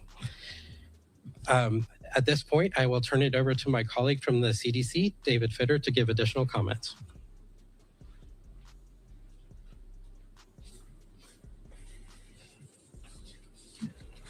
So this is for the situation going on in Georgia, guys, where 2 of the evacuated hantavirus patients were taken, guys. This is what they're saying about their condition right now in the Atlanta hospital. Physician with the Centers for Disease Control and Prevention, and I'm the incident manager of the hantavirus response. I also serve as the director of the Division of Global Migration Health at CDC. I want to start by saying we understand that this is an uncertain and stressful time for the passengers. They've gone through quite a bit, and we're trying to help them. And this is a priority for us. But the big priorities for us are the safe and healthy return of the passengers, but also safe and healthy American communities. And this is what we're working towards. As Dr. Mehta said, it's the coordination that we have put together that has been so important with this. We are prepared to do this, and we are working in both the federal, the state, the local level, and also with private partners to move forward to ensure that we're protecting the Americans, but we're also assisting the passengers that have gone through this time. CDC is next door. This is helpful for the relationship with Emory. It is a fantastic facility, and we were able to work very closely with them as we were able to move quickly through this very dynamic and evolving situation. What I also want to say is hantavirus is a known virus. It is a known pathogen, and that helps us. We know what we're doing, and we know how we're responding. The system worked. We moved quickly. We identified the passengers. We identified a way to get them back. This is a coordination across the federal government, state, with ASPR, with DHS, but more importantly, this is across state and local health authorities, as well as hospitals like Emory. I'll say it again. I really want to get this across. What have we been doing? As soon as we heard about this, we reached out to colleagues. We've been in contact with the World Health Organization. We've been in contact with the other countries that have been involved with this outbreak to ensure that we were coordinated in our approach, that we understood the situation and we were able to assist the people on the ship. We had a team that we sent out to the Canary Islands to greet the passengers as soon as they came off the ship. And this was in coordination with the State Department, with the government of Spain, with WHO, and with a lot of international partners. We were then able to help get the passengers onto the plane to help bring them back to the United States. And we did that. That was a success. We were able to bring them back. As Dr. Mehta said, we did an initial assessment. There was someone that was found to have some symptoms that were consistent with HANTA virus, but these are very broad symptoms, and we wanted to do a very conservative effort. And that's why we wanted to make sure that we brought them back and tested them appropriately here in the United States. We will be here. We will continue to communicate about what's going on, and we appreciate everybody. All the questions that are coming, we want to make sure that they are answered. And now what's the next step? We want to make sure that we're doing the approach with the passengers. We want to make sure that we're doing the approach with the jurisdictions as well. So we're assessing them. We are also coordinating between the passengers and the jurisdictions about what the next steps will be. In the same time, we want to make sure that we're sharing information with the jurisdictions and also with the American public about what's going on. To the individuals that return today and their families, we are focused on delivering safe, respectful care and transparent communication. To the American public, we want you to know that we are here to protect your health and to ensure American communities remain healthy and safe.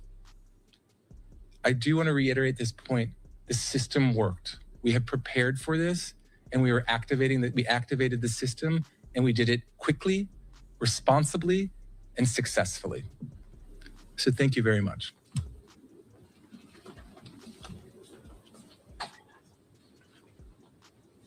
So we'll take a couple of questions, if anybody has any. Yes, what is the condition of those patients and what's the prognosis?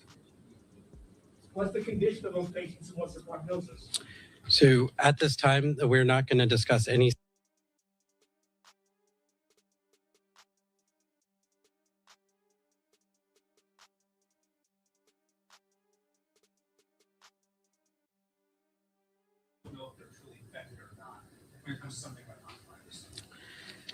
So whenever we admit patients to the hospital that have returned and potentially have a communicable disease, we need to make sure that we are initiating care in a safe way.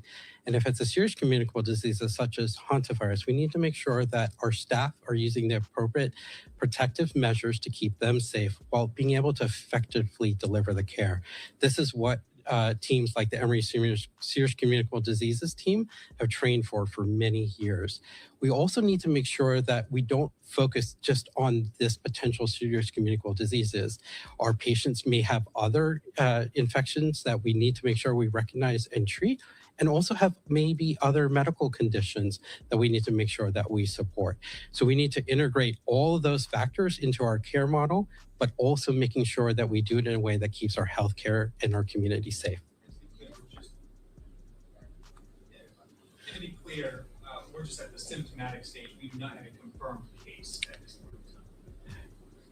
point. I will not discuss any specifics about the patients that we have here at Emory. I will defer to public health colleagues to comment on positivity or negativity in the case counts around the world and in the United States. And my last question, really quick. People always be concerned whenever there's a death disease like this. Can you talk a little bit more specific about what was done to make sure that there wasn't anything that could potentially cause this disease to go to somebody else or potentially affect somebody else?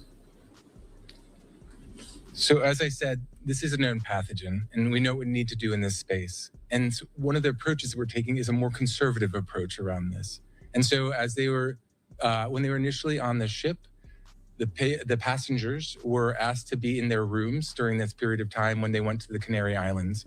When they disembarked on the ship there, then we were able to move them with Department of State and others to the plane that took them here. They were spaced accordingly during that time. But I really want to reassure you that, save for the two that we discussed, the passengers, were asymptomatic. This is a virus that transmits when somebody is symptomatic. This is something that is known about the virus.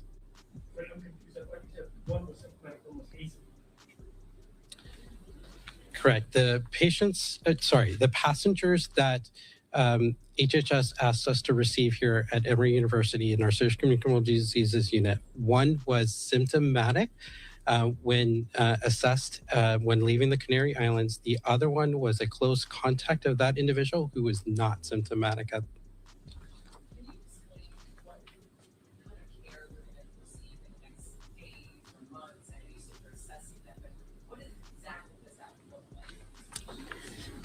The care that these two individuals receive is the same care that we deliver to every patient at every university hospital every single day.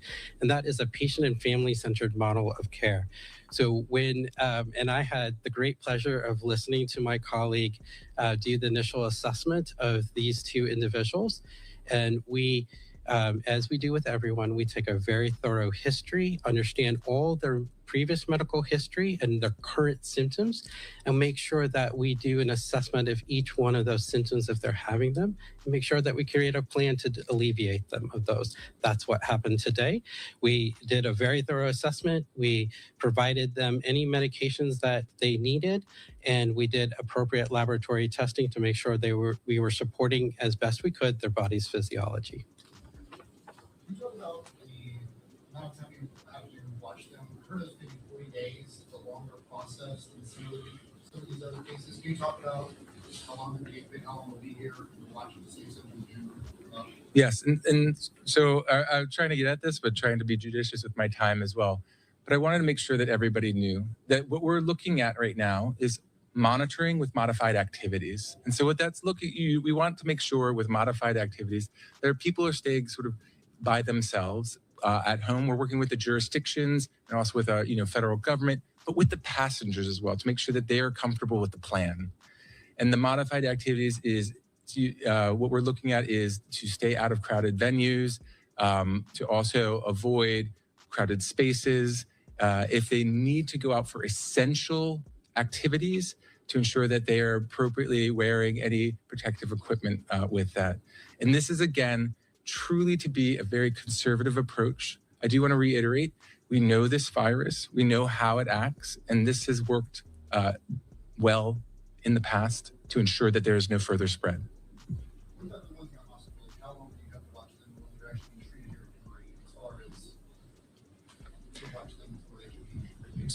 Certainly. I think, again, I'm sort of going to get at the conservative approach of this. When we noticed that someone had symptoms, we wanted to make sure that we were doing the best possible for that person. They are still a passenger. They just happen to have symptoms compatible with hantavirus. But those are very broad symptoms, like the common cold. But we're being judicious about our approach. And so this period of time right now is more about the assessment phase to ensure that we understand very well how they're doing, and understanding a little bit more about the epidemiology, see what happened and where they were. But mainly it's to work this coordination phase with the passengers and also with the jurisdictions as well, to ensure that we have a good plan that is in place for both.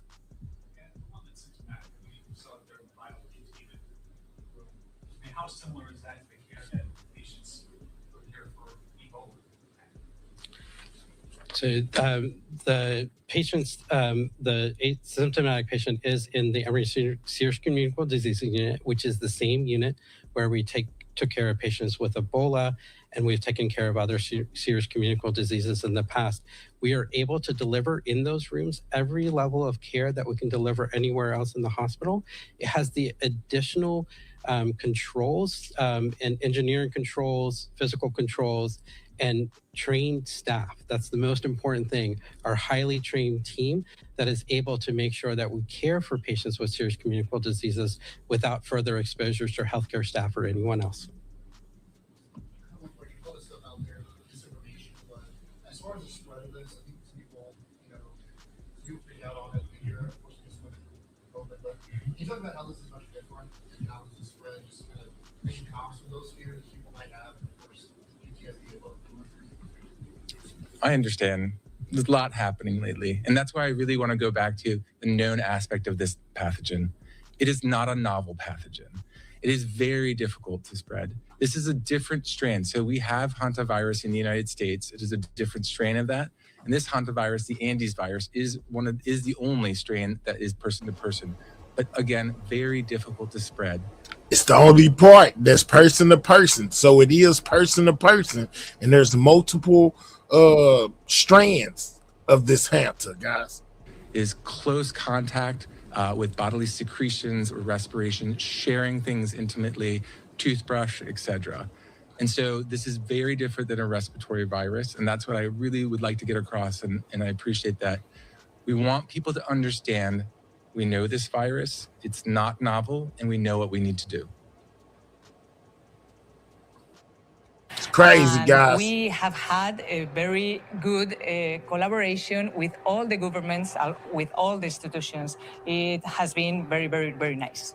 Thank you very much. All right, just listening in there to officials outside of this vessel in the Canary Islands, just about 10 o'clock local time, as they talk about this massive international evacuation underway from this hantavirus outbreak aboard the cruise ship now stationed off the coast of West Africa, that territory being the Canary Islands. More than 140 passengers, 18 of whom are Americans, and crew from 20 countries being flown back home under strict health protocols. But that also coming into question as the WHO saying they, quote, "We advise they don't impose," but there's some strict guidelines that they are talking about. And I want to put this up from the WHO, the World Health Organization, saying technical note for this disembarkation and onward management of passengers and crew in the context of the Andes virus associated cluster and the Honduras. They have a list of some of those guidelines. The CDC also putting out some of what they have, saying in addition to working with the international partners,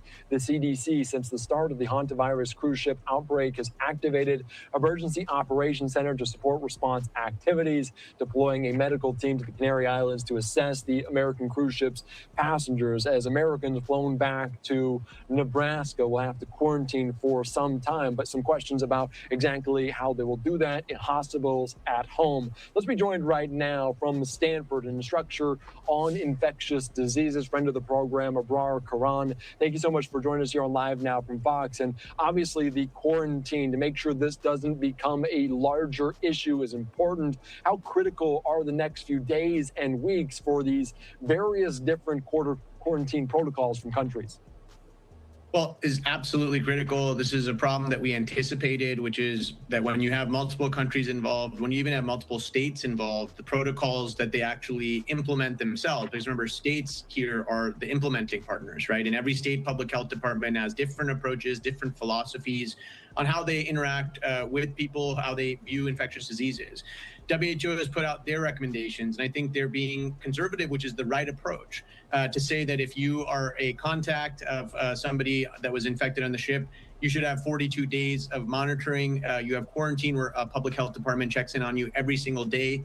They say either you can do it in a facility or you can do it at home. But I do have some issues with the latter because, I've actually run a study on COVID transmission within homes. And in that study, people were supposed to be isolating. And I saw it was functionally impossible for people to actually do this well in home for a week, let alone for 42 days. So we can talk more about that, but that's one of my biggest concerns. Yeah, and obviously a concern because they don't want this to spread. And they were saying that people are human. Some of these passengers are elderly people that have tough time wearing the mask and doing that isolation and that social distancing that is so very crucial. Just in terms of the WHO and the CDC, are they overlapping? Is that basically what the CDC is advising, similar to what the WHO is? Yeah, I think from the CDC perspective, they're saying, okay, we're going to have return travelers. Some travelers have already returned to their states from before when they disembarked the ship later in April. And they are supposed to be in quarantine. They're supposed to be getting monitored from the CDC and the state health departments. And now you have the second cohort of people that have been on the ship longer and are coming back. They're supposed to make this pit stop in Nebraska at the biocontainment unit, but it's not clear that they're going to be staying there for the entire quarantine period. It seems like they're actually going to be from there back to their homes. And either isolated if they're, or quarantined for these next days. And I can say that what the recommendations are here is that if you don't have symptoms, that it's a little bit reactive, saying we're going to wait. And if you do have symptoms, then we'll kind of take this a little bit more seriously. Remember, the early symptoms are non-specific. If you're watching this right now, how many times do you wake up in the morning saying, yeah, I feel like something's a little bit off, and then you're better later in the day? We can't take these kind of chances because here, what could be like a common cold or feeling like I have allergies might be the start of hantavirus, right? So it's a different risk profile altogether. Yeah, and you mentioned some of those mild symptoms because a French citizen already aboard one of those planes back at home, they experienced them basically aboard this, returning back to home. They didn't feel very concerned, and some reporters even asked about that, the concern level with an individual that disembarks the boat, but then also has these mild symptoms. Does that concern you? It does. I mean, it is concerning. So, of course, not every mild symptom necessarily means that this person has hantavirus, but in this situation, every mild symptom has to be taken extremely seriously. I made this point, and just to kind of re-emphasize it, the ship actually helped us because the ship helped us detect that a hantavirus outbreak was happening at all. The reason is that it told us that there's multiple cases clustering together, something unusual is going on. If not for the ship, if this person had instead gone straight back to California, to San Francisco, or to New York City or some other big city, it would have been way more difficult to trace all the contacts, to figure out what was even going on, that there was even an outbreak. And now you do have people going back to big cities. You do have people that are under quarantine. You do have people that could become the next cases. Those people should be very closely monitored every single day. You know, an alternative proposal here could actually be to say that the few people that we're worried about actually just don't go back into public society for now. They stay in Nebraska, they stay in the biocontainment unit. We wait till the incubation period is over and we definitively know they're not developing anything. We're not talking about thousands of people, right? We're talking about a few people that we could monitor more closely to prevent this from getting out in any capacity. Are we learning anything more about this in specific to some of the studies, but also what we've seen about potentially pre-symptomatic transmission? We talk about being person to person. Are we learning anything specific about this strain that will help us contain it? Yeah, so the International Hantavirus Society actually put out a statement, right? These are people that literally work only on this disease, primarily on this, including the Andes virus species. And they definitively say that we don't have definitive information to say that there is no chance there is any spread, you know, right very early before you show symptoms. A day that you don't show symptoms could be in the morning, I'm not showing symptoms, and by the evening, I'm showing symptoms. And if you ask me as an infectious disease doctor who knows about many viruses and how they work in terms of transmission, there probably could be a little bit of shedding in the morning, right? It's not the moment you show symptoms, you're shedding only in that moment. You may be shedding a little bit earlier than that moment. And the viral load could be decently high at that point where transmission could happen. So if somebody says, well, I went out to a crowded breakfast and I actually started to feel symptoms a lot later in the day, that's a high risk situation. Let's be very clear about that. Yeah, that is a very high risk, and obviously just for the global population, because some of these people going back home could pass it on to others. You also posted something interesting on social media, because obviously we talked about this Andes strain, a fatal version of the hantavirus, as we do know more about, as it seemed likely the first case was infected in the Patagonia province, which may overlap where the outbreaks have been, including in the published study there. There seems to be some information. The travelers were there a few weeks before boarding the ship, which would fit better with the incubation period. Does the origin of where this comes from help doctors and health officials to help make sure it doesn't spread? Yeah, absolutely. So first of all, anytime you have an unusual spillover, a rare spillover of something, whether it be Ebola virus, whether it be hantavirus, whether it be bird flu, you always want to figure out, how did it happen? How did the person get infected? What were they doing? It would be a very different story if they'd gotten infected in Ushuaia from the port, because as many have said, we don't see hantavirus over there. We haven't seen cases there, but it fits a lot better with this having started in a region where we know there have been hantavirus outbreaks, where there are active spillover events happening. That's good to know, because otherwise one would be concerned that, are there starting to be more hantavirus spillovers in a big city like in from the port where they left? And I don't think that that's the case. Yeah, that is obviously a good sign. And just as you pointed out, the cruise ship where they initially found it could also benefit health officials in that way. If we continue on, because potentially there could be more passengers that show symptoms that potentially have this virus, what happens if they do? Is it immediate quarantine? How synonymous is it across the world with these protocols?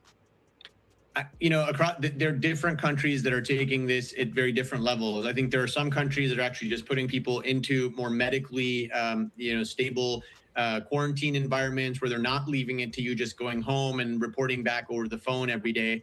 And then there's other places that seem to be doing it more on just, we can report back. We're trusting that you're going to stay home. it's a huge spectrum there, right? And that difference actually is what could lead to any onward spread versus no onward spread. Yeah, and obviously they say right now that this is not another COVID. Are we still confident in that nature, that the fact that they're sending people home, flying them back home, the quarantine 42 days, are we still confident that that possibility is low? Yeah, I don't think this is going to be a COVID size outbreak at all. I think actually the more appropriate comparison would actually be West African Ebola in 2014. Ebola viruses had only been outbreaks of about 500 people. Why they keep on talking about Ebola and this don't got nothing to do with it? Which was over 28,000 cases. And the main reason was that outbreak involved dense, crowded city environments that allowed the virus to spread more. And similarly, it spreads with a longer incubation period. It's quite fatal. It has a similar capacity to spread as the HANTA virus does. So I don't think COVID is the right example here. It's not going to be a COVID level event, but could it be a big outbreak? Again, that it still seems unlikely because we detected it early, right? So I'm hoping that it doesn't.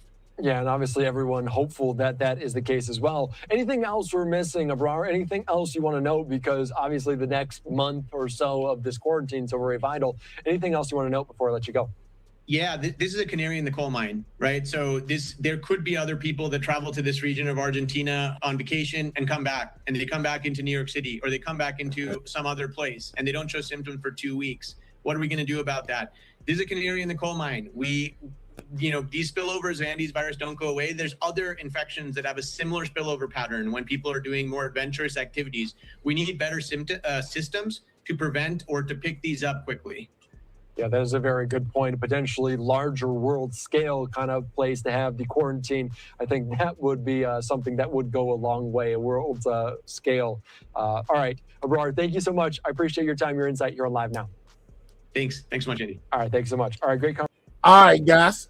So we heard from Trump, and basically his message to Iran, which is they will not have any nukes. Like he's been saying the whole time. He most definitely doubled down on that. We most definitely found out about the HANTA virus and some of the people who were infected and basically let off of the boat, man, into some U.S. cities, guys, as well as other places as well. They got a lot of people on high alert, guys. I hope y'all enjoyed the show. I most definitely fulfilled everything in the title, man. I hope you picked up on some things that you already knew, as well as some things that you didn't, and were able to expand on them. I seen a lot of people coming through here saying, well, it's not that serious. It's not airborne. But the more we listen and the more we watch, we found out that this thing has a potential to mutate, guys. And that means that it could become airborne, even if it's not right now. I seen somebody down there say, release the Epstein files. Well, check this out.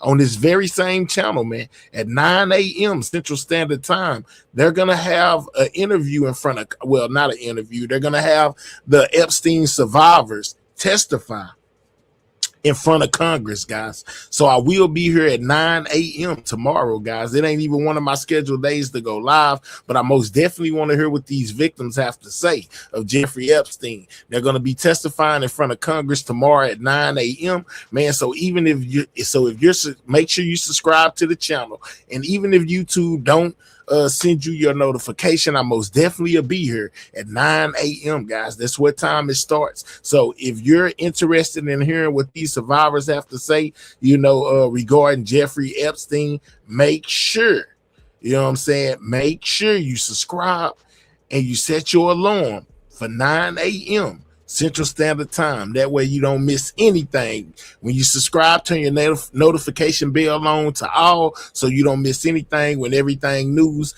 goes live, guys. This is crazy, man. So it looked like we're on the heels, of another situation like the sea, man, with this HANTA. There's two different strands of it, one not so bad and the other one, terribly bad. So yeah, man, we'll keep a close eye on it. I'll most definitely keep y'all updated. Shout out to all of my subscribers, the new ones as well as the old ones. Shout out to all of my members, the new ones as well as the old one. Shout out to anybody that sent me a gift. I most definitely appreciate it, man. You know what I'm saying? Or a super chat or a super sticker. I appreciate those as well. You know, big shout out to my moderators for keeping this chat running smooth. I know sometimes it get crazy with all the different opinions down there, but I most definitely appreciate y'all, because sometimes I don't know what I do if I have to run this thing by myself. I'll see y'all at 9 a.m. Central Standard Time. We'll be back tomorrow, guys. You know, basically with the Epstein survivors and their testimony to Congress, guys. So turn your notification bell to all. And with that being said, Sidewalk Gang, checking out. I'll catch y'all on the next one, man. I hope y'all enjoyed the show. I'll see y'all later. Gone.